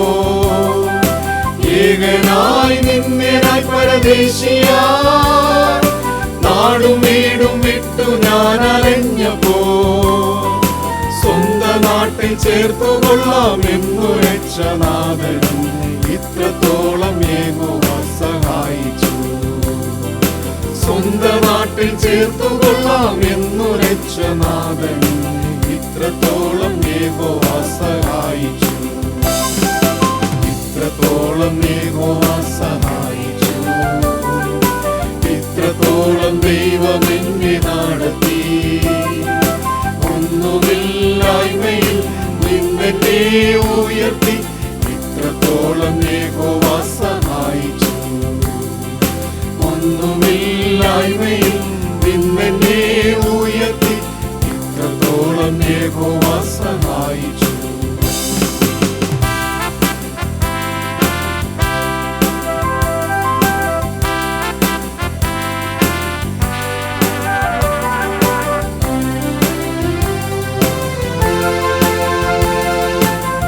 യഹോവ സഹായിച്ചു. വിശ്വാസത്തോടെ ആശീർവാദം കൈക്കൊള്ളുവിൻ. നമ്മുടെ കർത്താവും രക്ഷിതാവുമായ യേശുമിശിഹായുടെ കൃപയും പിതാവായ ദൈവത്തിന്റെ സ്നേഹം പരിശുദ്ധാത്മാവാം ദൈവത്തിന്റെ കൃപാനുഗ്രഹം നന്മ വാഴ്വ് നിങ്ങളെല്ലാവരോടും ഇന്നും എന്നും സദാകാലം കൂടിയിരിക്കുമാറാകട്ടെ. ആമീൻ.